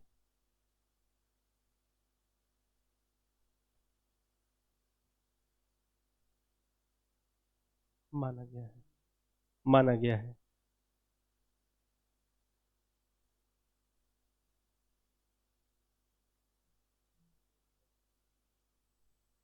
स्पीड अब रोक ही दीजिए, स्पीड मत बढ़ाइए अब। अगला लिखिएगा धार्मिक कारण, क्योंकि टाइम जो है वो 6 बज गया है। धार्मिक कारण टाइटल डाल दीजिए। पता नहीं चला ना, पता नहीं चलेगा अभी। देखिए मेरा प्रयास ये है कि मैं ईमानदारी से आप लोग को मेंस की तैयारी करा दूं, है ना। क्योंकि देखिए मतलब आप लोग रेगुलर दिए नहीं हैं एग्ज़ाम, तो आपको बहुत अनुभव नहीं है कि एग्ज़ाम में कहाँ कहाँ से नंबर हम आयोग के जो कॉपी चेक करने वाले उनसे नंबर पा सकते हैं। तो ये प्रयास करिए कि हम चीज़ों को आसान कर दें, और जितना जैसे मान लीजिए कि इसमें हम और थोड़ा सा इसमें टाइटल जोड़ सकते थे। जैसे हमने क्या कहा कि भारत के जो लोग हैं वो कहते हैं कि आर्थिक आधार को कमज़ोर किया गया। तो इस पर अगर आरसी मजूमदार की पुस्तक का आपको नाम याद हो, या ड्रेन ऑफ वेल्थ की नाम याद हो, या फिर जो है ये दादा भाई नौरोजी की पुस्तक की नाम याद हो, है ना। इकोनॉमिक हिस्ट्री की बात करते हैं, ड्रेन ऑफ वेल्थ की बात करते हैं, अगर ये कुछ याद हो तो उसको वहाँ डाल दीजिए, है ना। तो ये क्या हो जाएगा, ये आपका आंसर एक सिद्ध हो जाएगा, मतलब प्रूव्ड हो जाएगा।